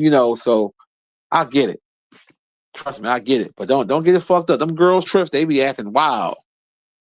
They be acting wild than a motherfucker. I remember, I had took my wife to Dominican Republic, and we stayed at the spot called Breathless, and so it was like anywhere, it was like an adults only joint, so it was anywhere from couples to single people, and I was seeing bras down there that was married, because I overheard some of their conversations like this, and they was down there like cutting up, like they was with it. So from a man's point of view, I can understand it. You'd be like, damn, I don't know. I mean, remember I told you about the story about the judge? She married and he married, and they at work. He knocking her off in the chambers, and they ain't even fire her. They just reprimanded her and said because she's a good judge, and she got to write apology to her staff members. And even though she black, I think that bitch should have been fired, because you a judge and you doing this shit at work. Like, your credibility as a judge, how can I? You know what I mean? Like, no.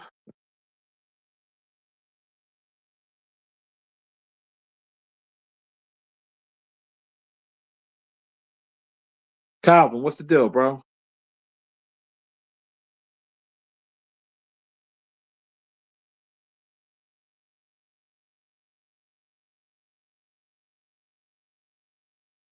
Yeah, self-control comes with maturity and his opinion, and it just depends, man. Because I got an older cousin that he's 60 and he still ain't got no. He got self-control, but he don't have it because he still got side pieces, and he got a wife. Now he not as reckless as some of the younger ones I see, but me and him had a conversation. We talk a lot, and I told him, I said, cuz we were talking one day. I said, do you feel bad sometimes that and he basically told me no. He was like, look, he said, I do what I do. I come home to my wife. That's it. He was like, I don't, he said, I put my wife first. He said, because he had one side piece for like 13 years. And he said he cut her off because Shorty was trying to come to events when his wife was there and talking about some she'll play her part. And he was like, no, I'm good. And he cut her right off. But sometimes you got a lot of old fools too. So it just depends. My uncle that passed away, he had a side piece for 30 something years, and then he married her when his wife died. Like, she was a trooper. She was around the family and everything. I thought that was my aunt. You know what I mean? So it just depends, man. It's sometimes age helps, sometimes it don't. Because I know younger guys that's 30, 31, 32, and they faithful to their wife or their girlfriend. So it just depends.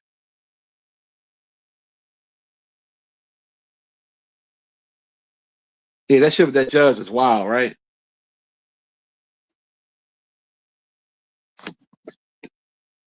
Yeah, she didn't even get in trouble. Let me see if I can find the clip. She didn't even get in trouble. I was like, wow. Let me see if I can find it. Because some people did some news stories on it, and I was just like, wow. Now I guess the black side of me is happy she didn't lose her job. Here you go. Here you go, right here. Here's one of them right here. Hold on. I'm gonna let y'all hear this, John. For trusted products, Anchor continue. New Essex, a federal judge and a high-ranking Atlanta police official are at the center of explosive allegations. It involves sexual encounters inside the judge's chambers during work hours. Tonight, Channel 2 investigative reporter Ashley Lincoln breaks down the judicial order and Ashley, federal judges discovered this activity went on for years. Yeah, according to this 20-page order from the chief judge over the 11th district. Now, the report does not name the judge, but for the last 2 days, I've been speaking with sources and going through public records to identify the accused after federal employees complained about hearing intimate noises through the walls. These are serious allegations. They're allegations of sexual encounters during work hours that a federal judge admitted to, according to this newly released judicial order. The report details an investigation launched after a complaint was filed against a federal judge last September. I don't think judges are perfect. They're human beings, too. Former federal prosecutor Doug Gilfillan says federal laws allow judges' identities to remain undisclosed in reports like these to protect the integrity of investigations. However, the law requires an order like this one to be made public if there's an imposition of discipline. The report claims the judge had sex on at least 5 occasions over a 2-year period inside her chambers with a high-ranking police officer. Employees interviewed during the investigation described multiple incidents where they allegedly heard people having sex through the walls. One court clerk testified to hearing what was described as unsettling noises, kissing, and music coming from the judge's chambers. Why should the everyday person care about these allegations?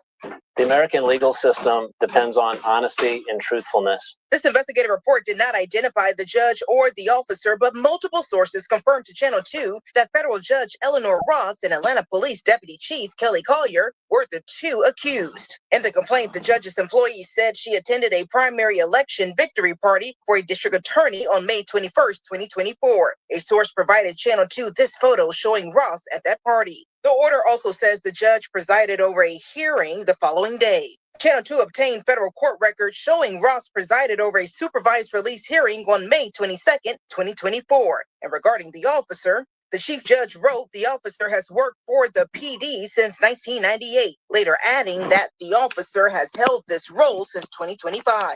Atlanta police records show Collier joined the department in 1998, and his LinkedIn profile reflected a promotion in 2025. That LinkedIn page has since been taken down. I reached out to Ross, but a representative responded with no comment. The chief judge has already issued Ross a private reprimand, and she agreed to write apology letters to her employees. She was also reprimanded for attending a political event, as federal judges are prohibited from participating in political activities. The chief judge said harsher discipline was not imposed because of the judge's exemplary service to the court, along with the fact the judge ended the relationship and accepted responsibility. In some ways, this is a self-inflicted wound, and it just shows further distrust in the system by the public, and that's just not something that we need right now. That bitch should have been fired. I'm sorry. She should have been fired, in my opinion, because that's unacceptable. See, you're a judge, and you held at a higher standard, and you hold people accountable for their actions, but you getting smacked, moaning through the walls. You gotta be kidding me. The Breakfast Club spoke on it too. I'm gonna let y'all hear their take on it. This is ridiculous, man.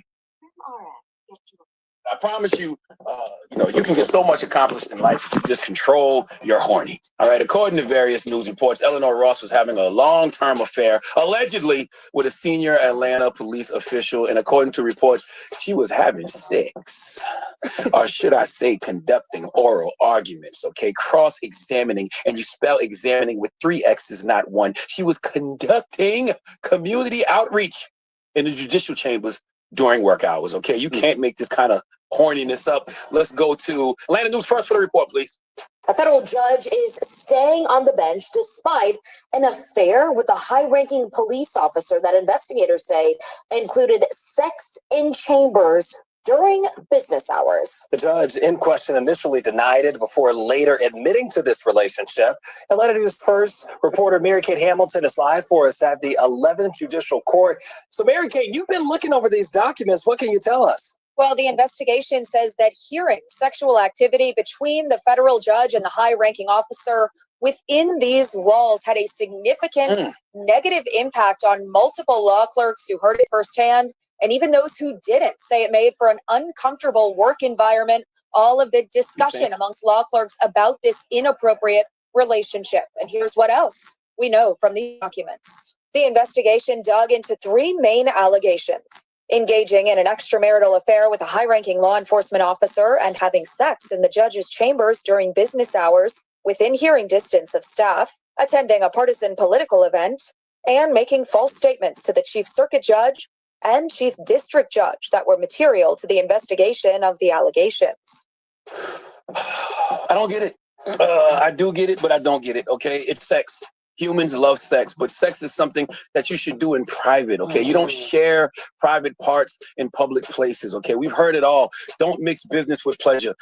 Never penetrate cracks where you work at, all right? What does that mean? It means keep business, all right? Don't dip your pen into the company's ink, okay? Don't fish off the company's pier. Keep work and your personal life separate, okay? Maintain professional boundaries. Why is that so hard for people to do? Okay, this is a federal judge who allegedly carried on a year-long affair with a police official and then denied it when questions started coming. Okay, judge, if you're gonna lie, at least don't lie about something your staff can literally hear through the walls. Okay, they heard you getting your walls hit through the walls. Okay, we have audio of that, but we can't play it because it's sex noises.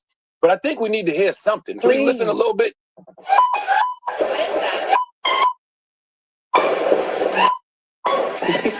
That crazy? And by the way, y'all got to stop all that fake carrying on. Don't nobody be screaming. I know. She was doing it so much. It ain't never that necessary. At the job, though? At the job. Wow. During office hours. That's crazy. Now, you know some donkey of the day sell themselves. Okay, both of them were married, so that's hee-haw worthy. But affairs happen every day, B. The donkey is when you forget what your job is. Judge Eleanor, you are a federal judge. Okay, a black federal judge. A black woman federal judge, okay? You're supposed to represent the highest standard of professionalism, all right? Because you know them people don't want you in that position to begin with, all right? And by them people, I mean white people, okay? When people walk into a courtroom, they're supposed to think justice is served. That's what they should be thinking about. You walk to a courtroom, all you're supposed to think is justice is served, not what's that smell? Okay, Jesus, I smell sex, all right? Imagine being a law clerk. You went to law school, passed the bar, got one of the most prestigious jobs in the legal profession, and now your biggest legal brief is documenting sex sounds coming from chambers. Look, man, the moral of the story is this. When you're in a position of authority, your personal behavior becomes a professional issue the moment it affects the workplace. And getting your biscuits buttered at work during work hours is absolutely something that can impact the workplace. Donkey of the Day is sponsored. Yeah, he definitely was deep in that pussy. She was screaming, boy. She ain't a bad looking judge, neither. Oh man. Yo, you can't make this shit up, man. You can't make this up. It's a go with the show, man. Like, and my man said, he a lot of people in them high positions do be freaks. Just like I told y'all when I worked in the hospital, a lot of them nurses be freaks. It's wild. But the fact, it's amazing that she kept her job, though. I mean, that's amazing that she kept her job. That's wow. How that happened, I don't know. Because they looked out for her because she should have been fired. And not to mention the people that work there, that's a lawsuit. That you heard what they said. Unsafe work environment. Remember Charleston White was suing for that? That's a real thing. You can really sue for that. Man, if I'm them, I would. I wish I was there. I wish I was there. Oh yeah, if I was there, shit. Because listen, them judges sometimes, they asses will throw the book at you. And you got the opportunity to get back at her. I'm like, all right, you know what, Judge? All right, you don't want this out here. I'm slob this knob. No, I'm just joking. But, damn.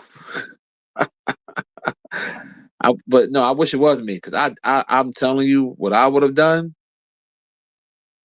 Oh yeah, I'd have been getting the state, the judge, whatever. Oh yeah, I feel some type of way. This got me all messed up. For real. The joint got me. Hey, they didn't judge her. Ain't that some shit?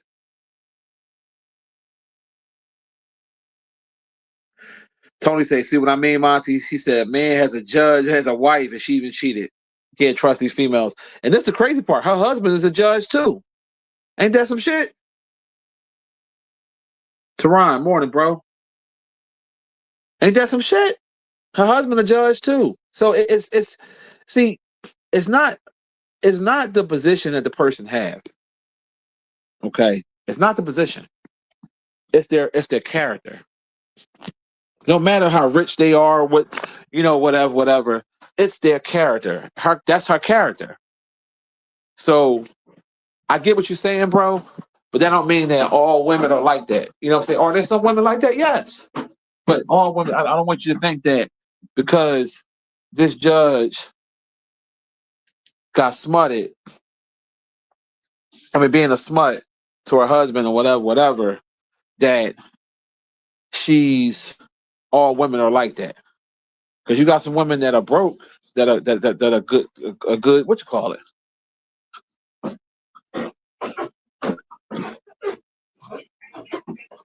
Right. And that just the honest that's just the honest to God truth.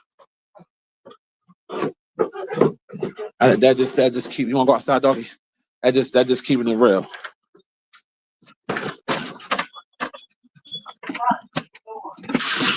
Yeah, go ahead, buddy. Yeah, she real wild with it because you at work where you can get caught, and I think that was the thrill for her. I think that's what she wanted, that thrill, because sneaking at work was a thrill. Like, it turned her on. It's obvious. Because why would you risk your law career being a judge, a black judge at that, for some dick? So now the husband, he has every right to get whatever in a divorce. He has every right for that. I mean, how you sleep?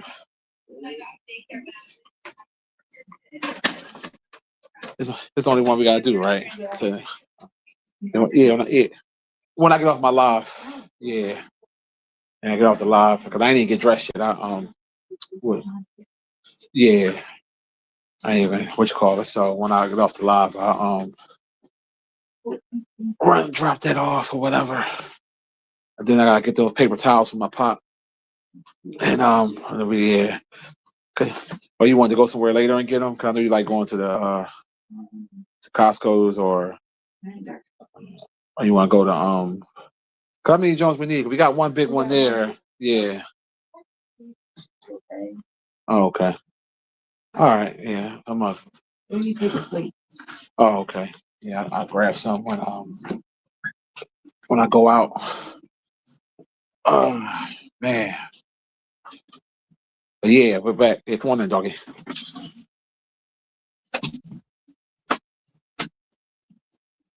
Goes. Yeah, well, see, that's the fact that she's still on the bench. I just don't understand how that worked, because like her credibility is shot. Because if you can't control your sexual urges and you're a married woman and you at work, how can we trust you to be a judge and judge us for? You dig me? Like, that's just not making sense to me personally. I mean, and don't get me wrong, I'm all for our black people staying employed and things of that nature, but that's kind of extreme. Shorty out of pocket and then screaming. He was tearing that pussy up. And then her husband, listen, he getting everything in the divorce. He getting everything. You hear me? He's getting everything in that divorce because he got the proof. So if I'm him, I know people make mistakes, right? But I know this is going to sound a little sexist, but it's the truth. It's different when a woman cheats versus a man. Would y'all agree with that? And let me ask the ladies that's listening, the ladies, I want y'all to answer me. Do y'all agree with that? Do y'all agree that it's different when a woman cheats versus a man, because it's in a man's nature? If it wasn't in a man's nature, Why would it say in the Bible about having multiple wives and stuff like that? You notice it never said a woman having multiple husbands.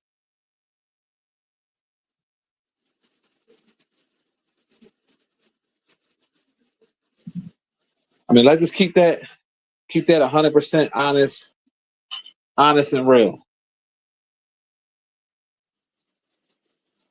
So when a woman do something like that at work, like it's just totally disrespectful.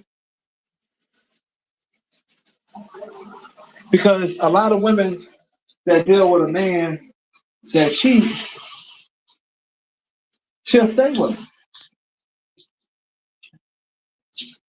But it's different when a woman cheats on a man, especially like that, because she was having an affair with this dude for over a year and getting knocked off at work. So it's like, as a man,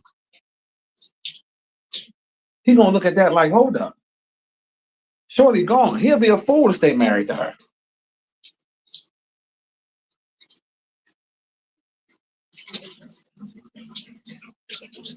He will be a complete fool to stay married to this broad.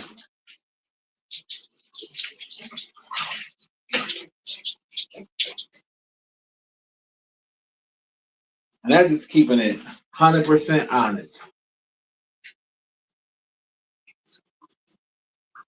Oh yeah, you damn right, General. They'll say that every time they go to our courtroom. Oh yeah, because at the end of the day, how can they respect her as a judge and she didn't respect herself? She didn't respect her marriage. Y'all already know what I'm doing, so I'm about to shave my head as I'm talking to y'all. That's the beauty of putting the phone up on a little, having shelving in your bathroom. Put that shit up in the shower jar. Yeah, I got a whole fucking kit of shit. I use this stuff called Dare to Be Bald hair and scalp cleanser. So I put that on my head first, you know what I mean? Rub that in, wash that out. And I got the Dare to Be Bald shave cream. I'm gonna use my Pitbull electric shaver. Y'all know how I do. I multitask, baby.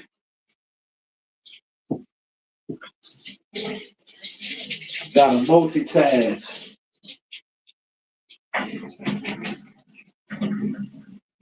Let's see.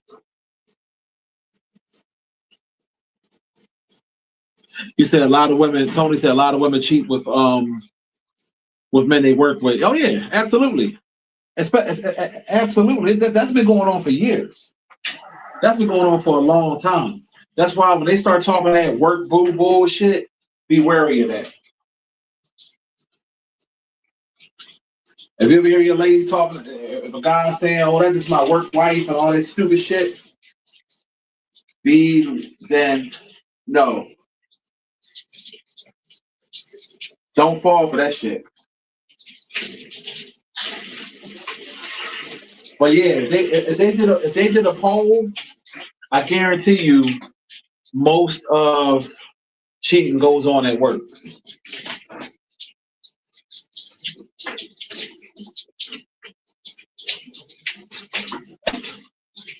That's the honest to God truth. You know, and we know it. We definitely know it.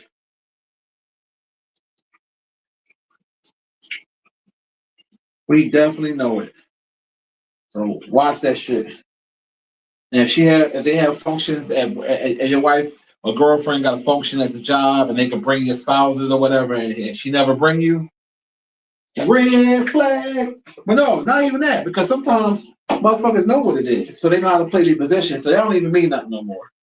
But even if you come, just pay attention to the energy of how the other guys act around her, and that way you'll be able to tell if something going on.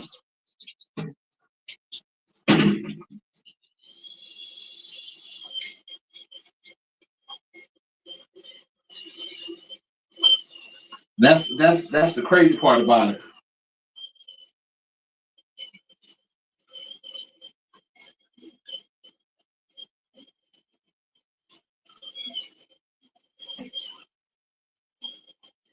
Yeah, I've seen it go on. I remember when I worked at the prison, there was chicks in there that was married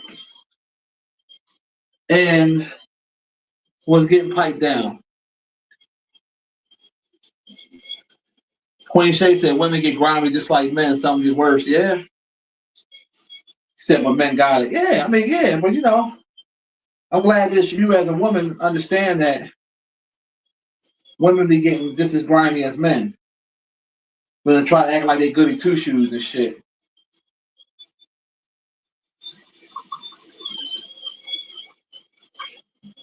They be on that bullshit. But yeah, if I'm that judge husband, she done. Fuck that.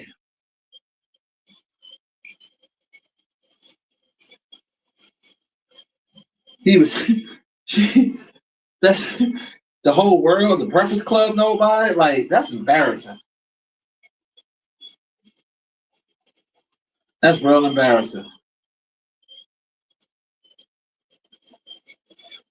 Yeah, these pit bull shavers are shit, man. I love these joints.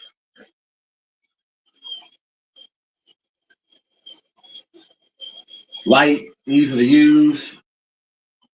Yeah, look, yeah, real talk, PW. You said, look at Jada Pinkett, another skeezer. Yeah.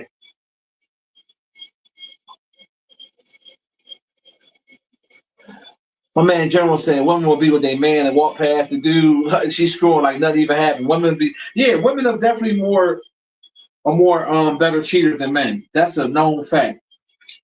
Known fact. Walk past, act like nothing even happened. But see, I blame Will Smith because Will Smith keep dealing with Jada Pinkett, knowing that she a cold whore and she don't respect him. But that's a weird relationship. You feel me? Like I don't understand that at all. Oh, this shit feels so good. Ain't nothing like.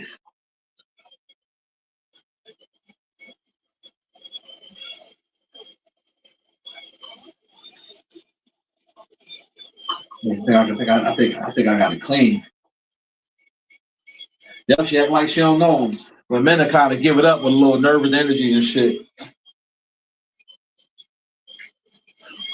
So I understand what homie was saying when he was saying he don't trust women and stuff like that. He don't want to get married. I get it. I mean, your what you call it is valid. So I understand why you feel that way. I don't blame you. I'm just saying, like, you know, if you run across a good woman and she proves to you that she's trustworthy, don't just shoot her down because of some of these chicken heads out here. That's all I'm saying.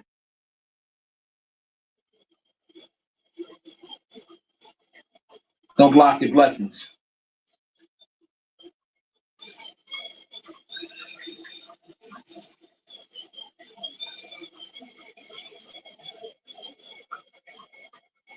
Oh yeah, women are really good cheaters. Oh yeah. And make sure y'all pound that like button too, man. Y'all coming up in here. We gotta push this. This one of the realest lives I've done in a long time, in my personal opinion. Because it's filled with truth and real rawness that everybody can relate to. Whether you're a woman, you're a man, black, white, don't matter. But yeah, push this joint out here. We gotta hit that like button, man.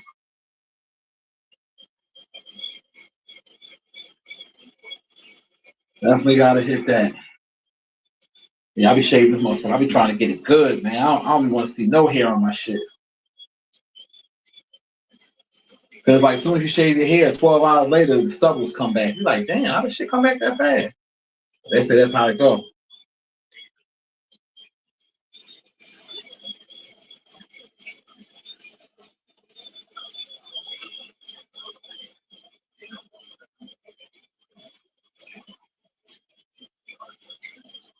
Yeah, like sometimes when you're in a position, it's just not worth your job. It's just not worth it. Like being a judge is an accomplishment. That's a major accomplishment. And to jeopardize it for some dick.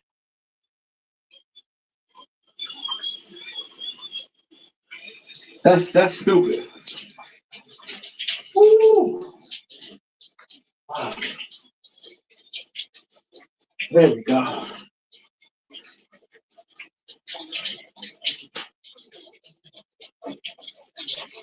He's going out real quick.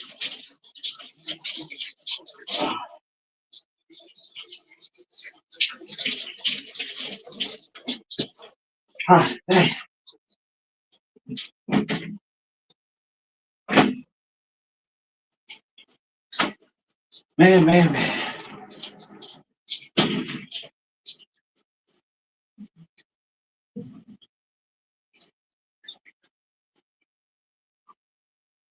My man Tony said, I'm gonna put that comment on the screen so y'all can see that.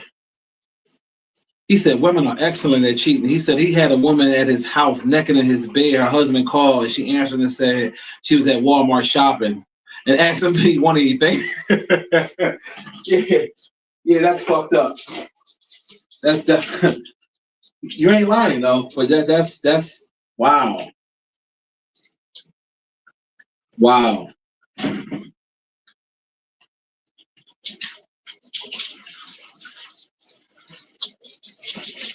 All I can say is wow, bro. I mean, because what you're saying is real. Let me comb that. I take the beard out.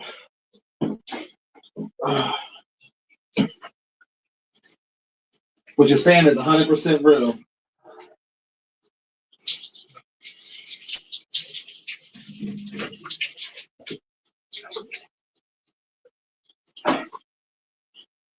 Tony said, fuck that. he said he ain't trusting these hoes. These hoes ain't loyal. He said he ain't trusting these hoes. Oh. Man, I got this beard wash on. Got like the cocoa butter or some shit in there. What this shit got in it? Yeah, shea butter. It's doing good for your beard. Got a good beard comb and shit. Yo, this shit a process, yo. Like, you want to keep your beard up and your bald head clean. This shit, I ain't realize this shit's such a process. Oh yeah, all that.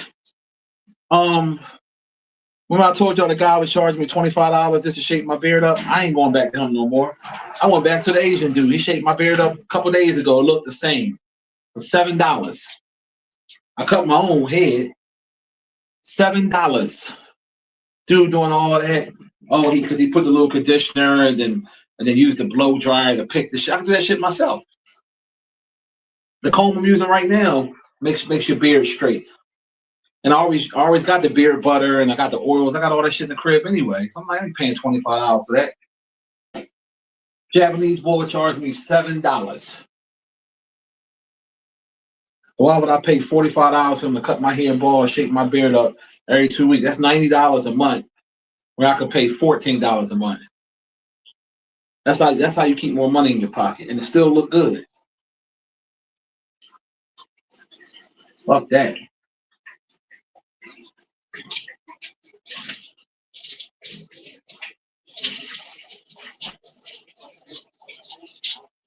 These barbers be tripping out here. Acting like they ain't got their father and shit. Whew. I just did my beard regimen. Wash it. Shit. There's a whole process to this shit.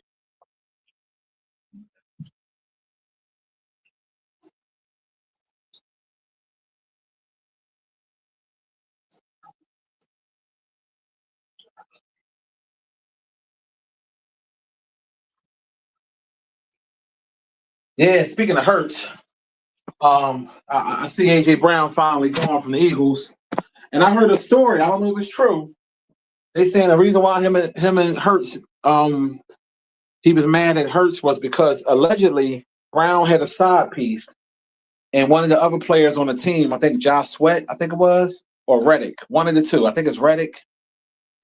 Is either Reddick or Josh Sweat. One of the former Eagle players was smashing supposedly smashing Brown's side piece, and Hurts knew about it and never told Brown, and Brown felt betrayed. That's what reports are saying, because it had to be something like that over some woman, because how y'all go from best friends, he's the godfather of your child, to not fucking with each other, and then at your wedding, he wasn't even invited. So, but that's asinine right there. How you gonna get mad because he ain't tell you about your side piece? I mean, I can get it. All right, you your homie, you know, but to fuck up a whole friendship over it, it ain't that deep. And then you had your best years in Philadelphia. In 4 years, you was here. You went to the Super Bowl twice. He ain't gonna do shit in New England. New England ain't gonna win shit. You mark my words. So as far as I'm concerned, was he a great talent? Yes. So fuck him. The juice ain't worth the squeeze, baby. Like, you know, even after we won the Super Bowl, he was complaining on a tweet. Right after that, I'm still unsatisfied. Like, what are you talking about? You just won the Super Bowl. You wasn't gonna win no Super Bowl in Tennessee. And I remember when BG said something a couple years ago when he let the cat out of the bag that him and Hurts wasn't cool no more, and everybody got mad at BG. They were trying to keep it under wraps. The truth is the truth. I knew it had to have been over some type of woman or something, because I'm like, what the fuck happened? First, I thought that Hurts did something with his woman, but they said that wasn't the case at all. Hurts knew somebody was smashing his side piece, and he felt betrayed because Hurts didn't tell him.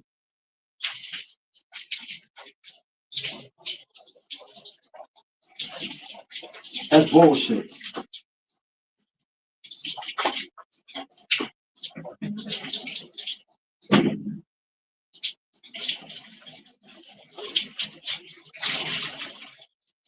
Oh, it feels good. Oh, man.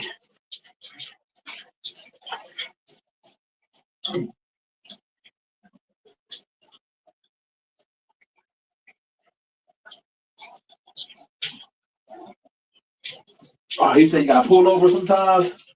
Yeah, you never know what I'm gonna say out my mouth. That's for sure.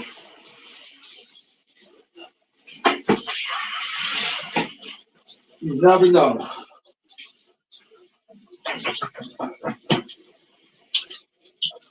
Oh, wait. Oh man. So now what I gotta do, and I just found this out a couple weeks ago. After you shave your head, whether you use an electric shaver or a regular shaver, you're not supposed to put alcohol on your head. You're supposed to dip your head or put a cold rag over your head. So what I normally do, I run some cold water over my head, and it helps close your pores back in. That's something new I had learned. Hold on 1 second, y'all. Run this water over my head real quick. Oh, it's on cold too.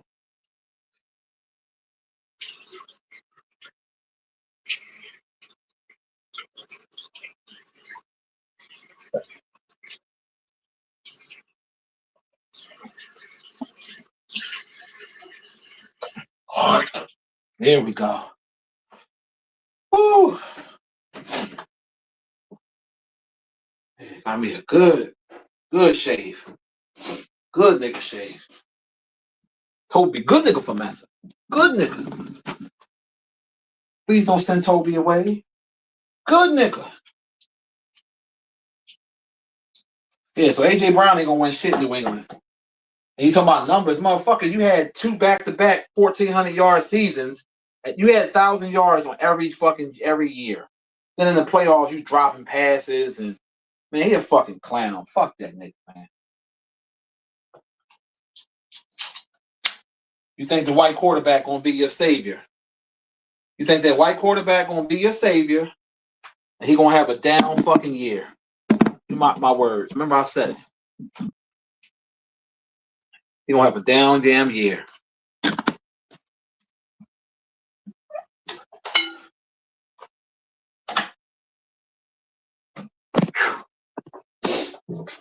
Oh man. Turn this light on so I can see.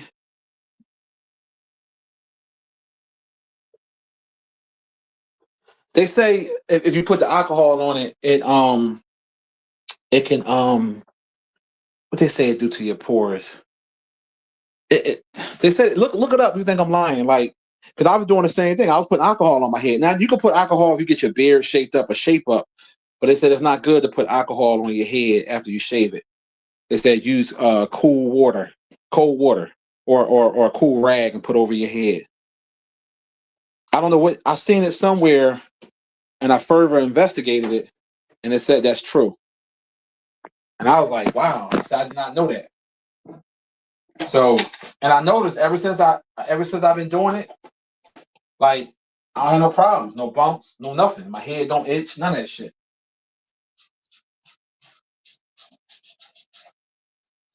Like none of it. So, I mean, I guess do what works for you. You know what I'm saying? But I know that's what it was saying. And oh shit, I didn't mean to write that on my shit. Damn, fucking up. Fucking up.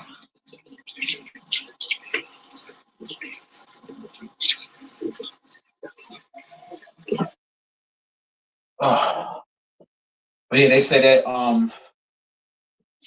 that works wonders when you do it that way.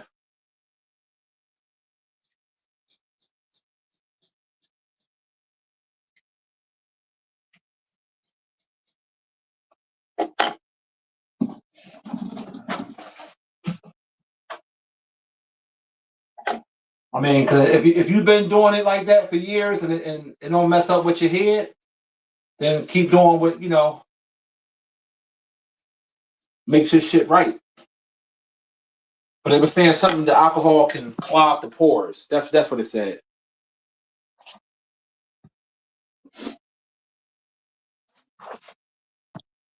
Yeah, it was saying it can clog your pores up.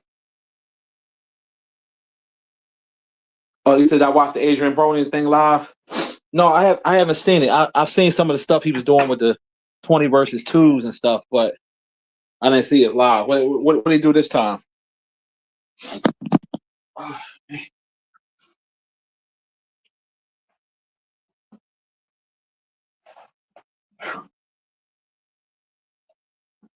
that shit is a fucking process, boy.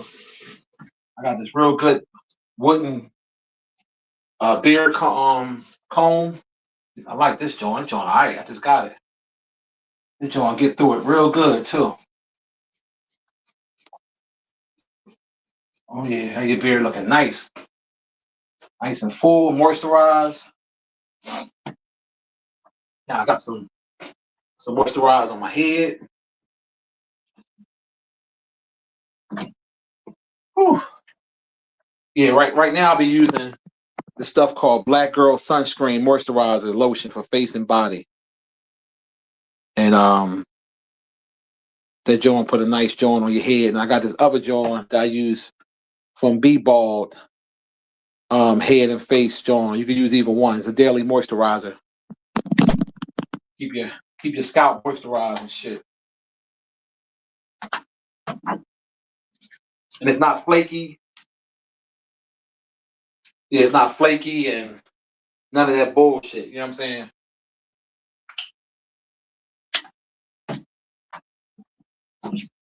Yeah, it gets your head right.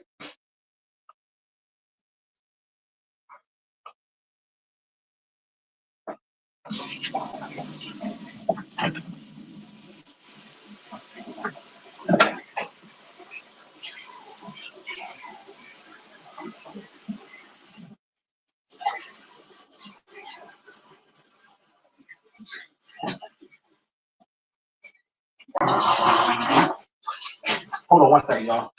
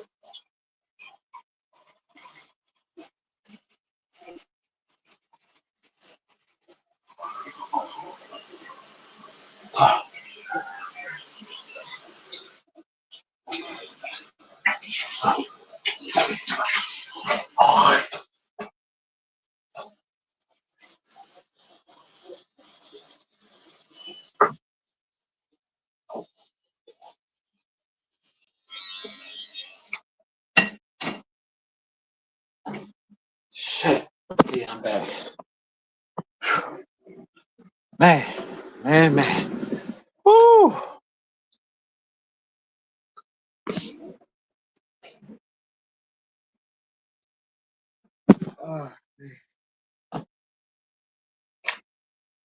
This shit is science, y'all. Beer nice and checked out right. Got my little oil for your body. I had the body right. Rub your body down with this oil.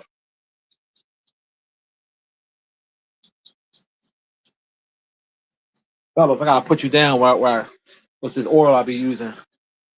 Rub your body down with it. Got a nice fragrance. It's a luxury brand, but the one I'm using today is called Blueprint. I gotta put y'all down with it. Ladies, I got some oils for y'all too.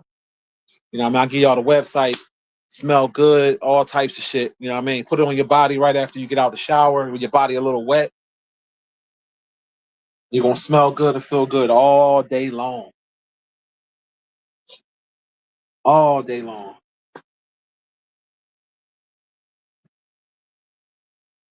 You know, women love smelling good.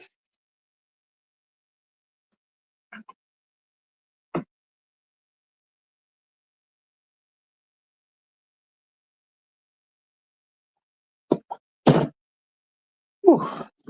Sit on this fan for a minute. It's going dry.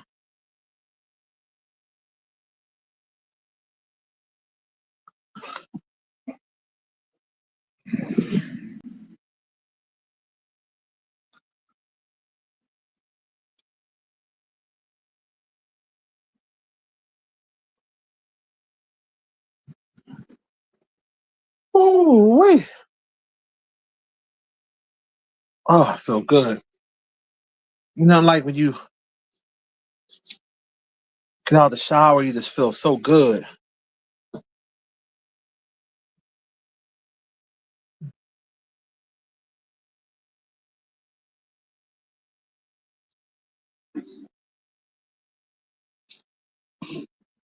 Oh, how is this?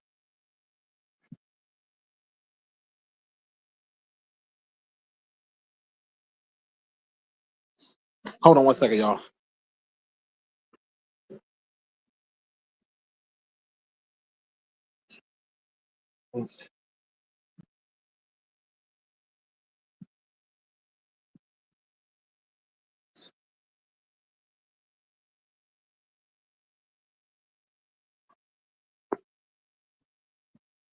Yeah, I'm back. Woo. Hey. So good. You know, my man James Brown, I feel good, goddammit. Feel real good.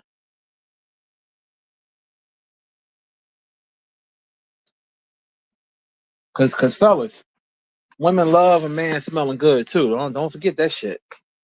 I mean, you gotta make sure your shit right, moisturized, right. Make sure them elbows ain't ashy. All that shit.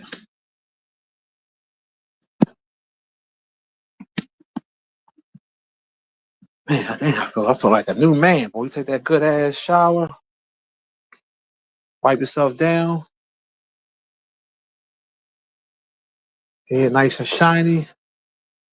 Hey, I'm good now. Just gotta find me some socks. Definitely appreciate y'all rocking with your boy this morning. Like I told y'all, man, y'all gotta keep pounding that like button. Make sure y'all hit that like.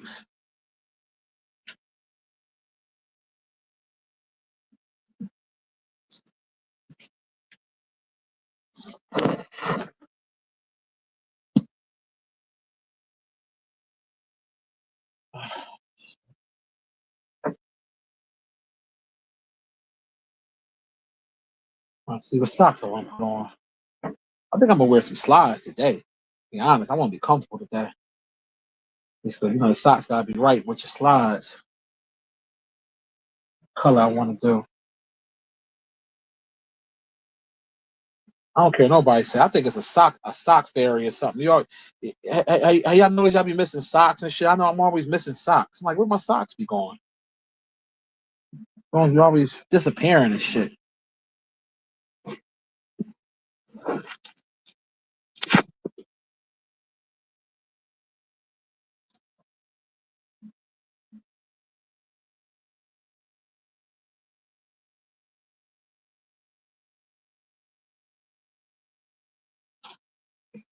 Go put that there. Like, what happened to my damn socks? Some people say the washing machine be sucking them down or something. I don't know. But I know I'm always missing socks.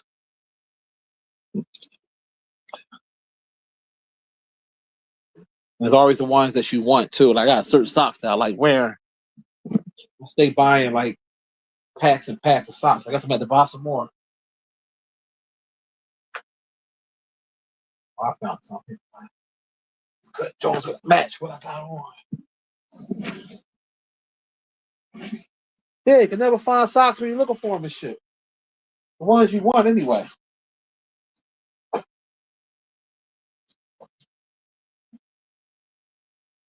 People like, what the hell?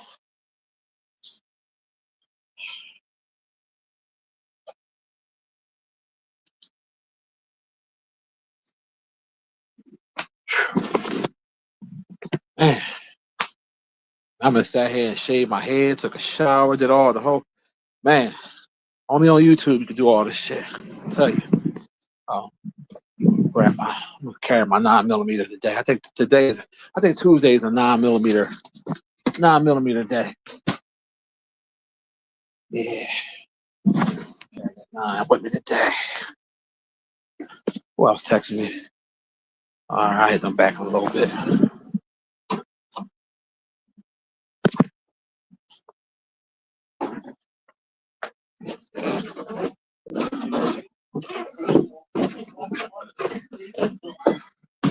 Ooh, my shirt. What do we call it? Bear look good. No, I got the other that wooden comb. Yeah. That one's good. Yeah. And you see how? Yeah, but that one's good. You see how you? Yeah. Yeah. Yeah, get the little kinks out. All right, I'm about to go take that thing and get my shirt. Yeah.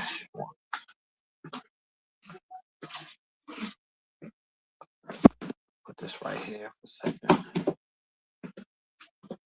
Oh man.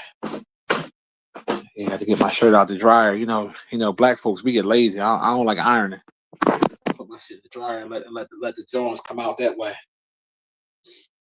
Oh man. There we go. I gotta get something to eat. So I ain't even eat yet. On the live messing with y'all. On the live with y'all. Oh, I'm good now. I'm ready to roll. You say you never really like 50? Yeah, it'd be like that sometimes, bro.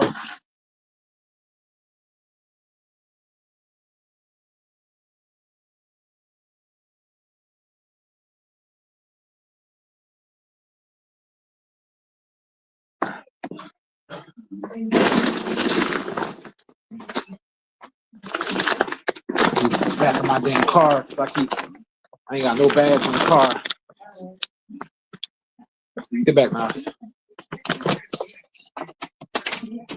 Get back. Oh, you got it? All right.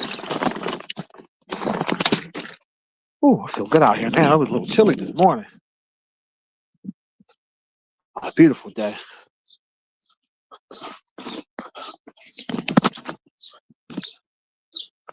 Beautiful, beautiful day.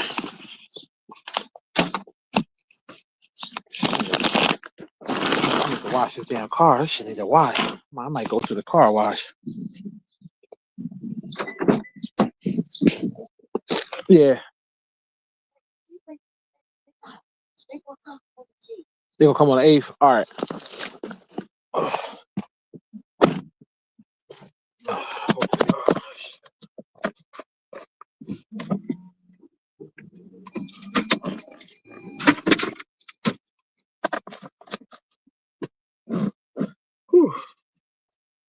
Turn this shit down.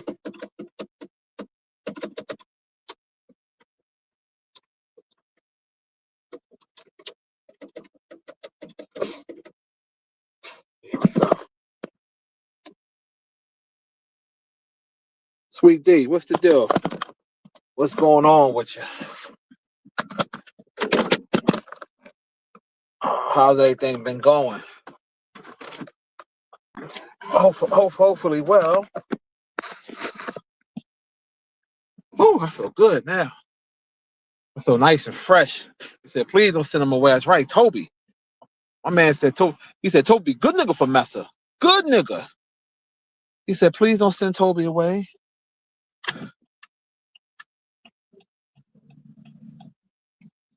He said, Toby be good. I'll be good field hand, boss. Good field hand. Shit. Rest in peace to John Amos. He played that role. The way the guy was looking at him and shit, when he said that, he looking at him like, what the hell wrong with you? You say been working a lot. Ain't nothing wrong with that. Nothing wrong with that at all. Hey, Sweet D, you know I went back to church. I don't know if you ain't been around, but yeah, I've been going to church lately, and it's bittersweet, because some of the stuff in there, I don't, where they be acting, I don't agree with, and but I've been trying. I've been trying. The fact that I've been going is like a miracle, But yeah, it's time to try Pastor Geno Jennings' church. See what's popping with him. Cause I've been watching some of his stuff online, and he be on point with something. I mean, you're not gonna agree on everything anybody do. That's just how it goes in this world. But I want to give his church a try, see what see how I like it. Why is you park? It's always fucking niggas, man. Always niggas. Stupid motherfucker, man. Can't stand that dude. Ugly gorilla face looking ass nigga. Some dude live around my way. He always parking his big ass truck. All be out in the way. Nobody can move.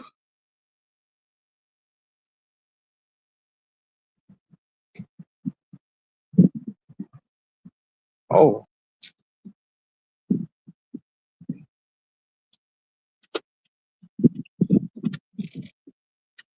Run to this post office real quick. Drop this joint off. Go run my errands.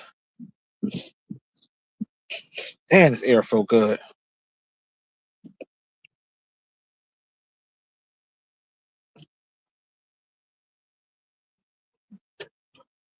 Yeah, man, we can't send. Damn. God damn. We can't send Toby away. Definitely can't send him away. That's my nigga. Toby.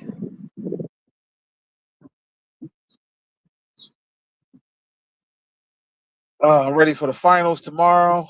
I got the Spurs in 7, winning the championship. Yeah, I got the Spurs in 7. Spurs, I think they're gonna do their thing. I really do.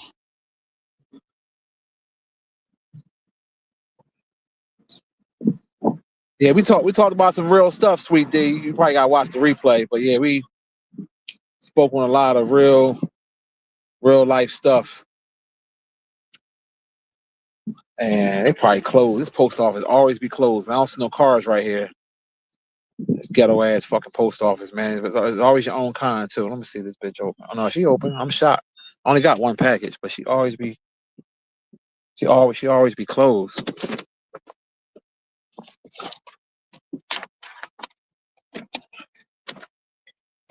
They be closing every other day. So they don't have staff.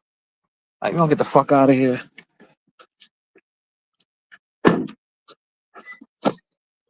Yeah, I'm glad I'll be in and out.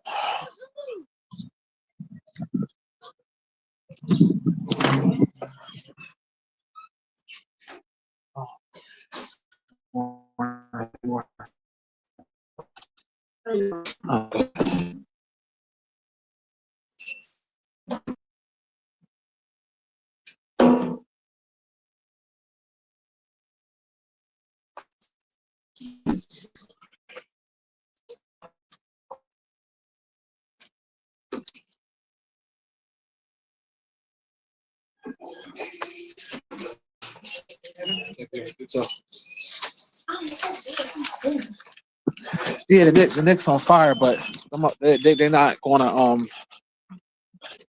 I don't think they're gonna win the championship. Yeah, I gotta get this car washed, man. Shit, yeah, I'll take this bitch to the car wash right now. I'll go right now.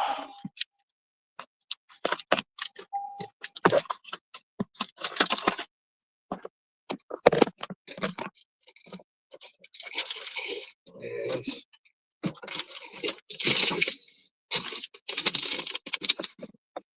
See if I got some money on me. Oh, that's the receipt there. Okay, got that there too. But yeah, I do got some cash on me.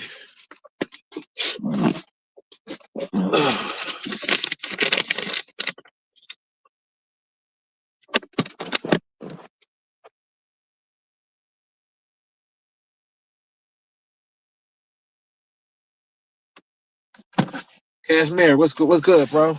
You all late? You late than a motherfucker.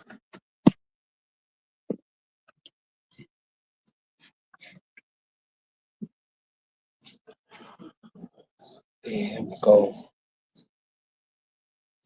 Jesus Christ.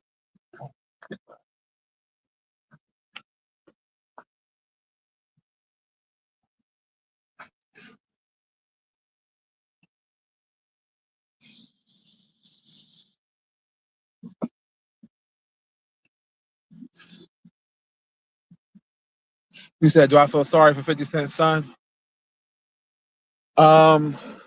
Yeah, for the son, yeah. I feel sorry for the son because his mama a cold whore, but I don't feel sorry for 50 Cent. Hold on 1 second, y'all. Daughter texting me.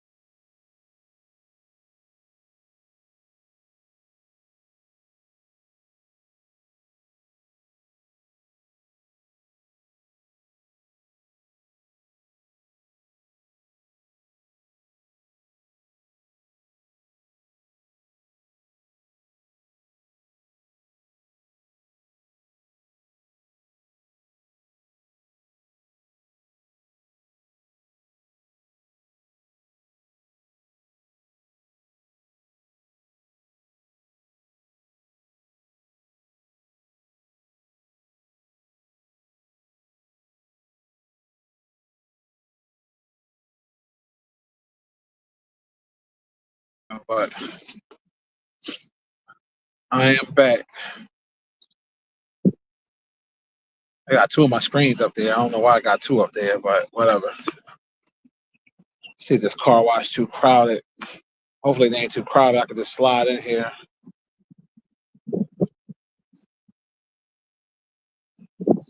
Get this joint washed real quick.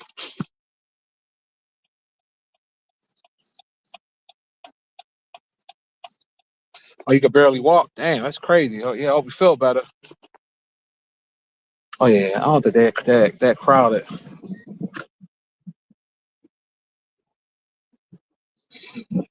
Fuck it. Yeah, let me go up in here and get this damn car washed.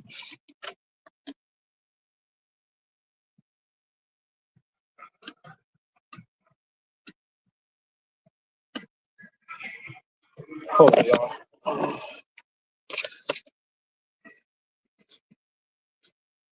Supreme.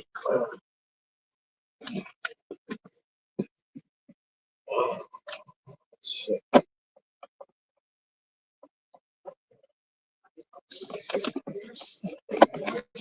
What's up, bro? Let me get the Supreme 13.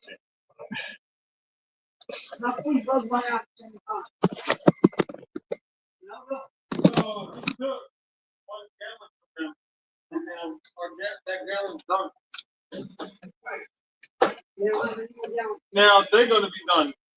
Oh shit. I said that I could just took from them that they're not gonna have no tires on there. Thank you. Make sure you get that outside. Yeah, I got you.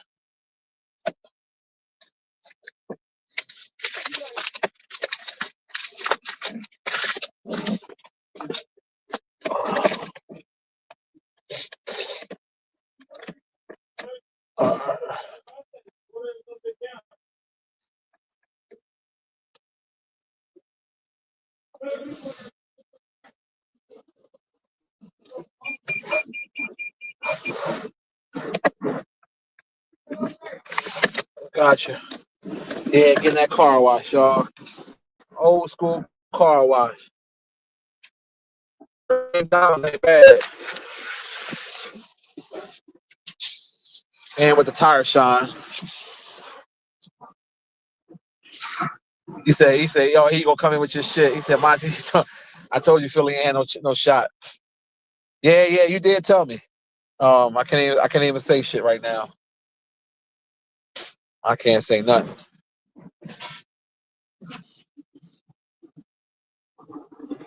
No, bro, I don't have that joint no more. You said I was going to the Walmart with the shorty. No, man. I wish I did. That was a funny ass video. That was funny as hell. She was so mad too. She was following me around the store and yelling and screaming. Had to been a ghetto black broad, right?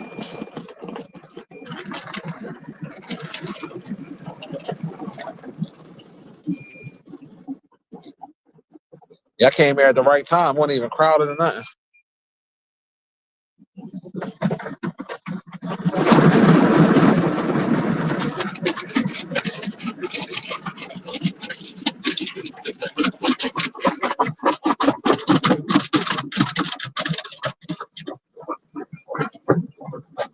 Yeah, I normally let the Mexican boys do it, wherever they are. Like they do it on the street when they got the truck. They do like a mini detail. They charge like $40 in and out. I ain't feel like all that today. I said I come to a regular car wash, get this shit right, cause having all that piling on your shit, that shit ain't cool.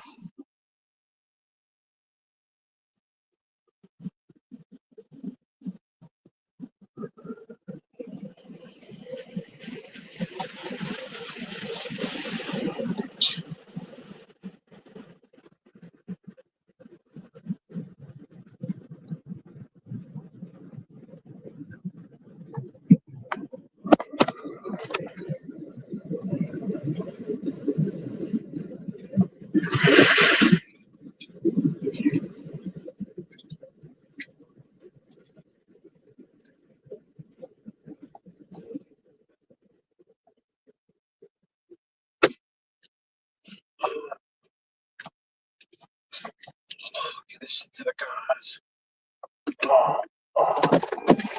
Oh, there you go. Oh.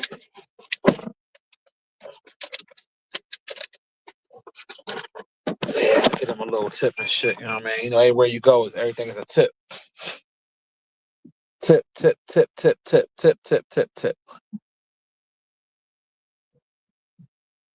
You notice that everywhere you go is a fucking tip.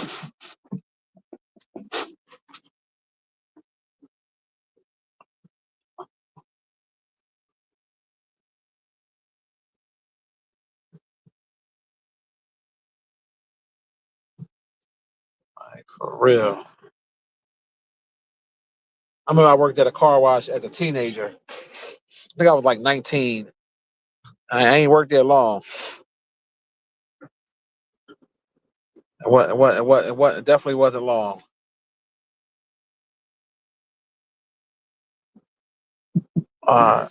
Thank you. Oh shit. All right. Thank you. Yeah, but like I don't ever knock nobody hustle because at the end of the day, at least they out here doing something. You know what I mean? They out here doing something rather than out here not working at all. They always. Oh, here we go. Yeah, my baby feel better now. I got a nice little wash. Can't be riding around with the joint looking dirty. Gotta have it looking right. All right. Where I gotta go next? Oh yeah.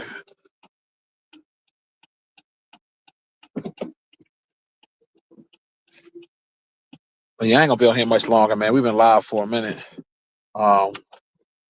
I want to put some music on while coast. But we had a great conversation. I think this is one of my best lives, to be honest. I mean, we had a real good conversation, man.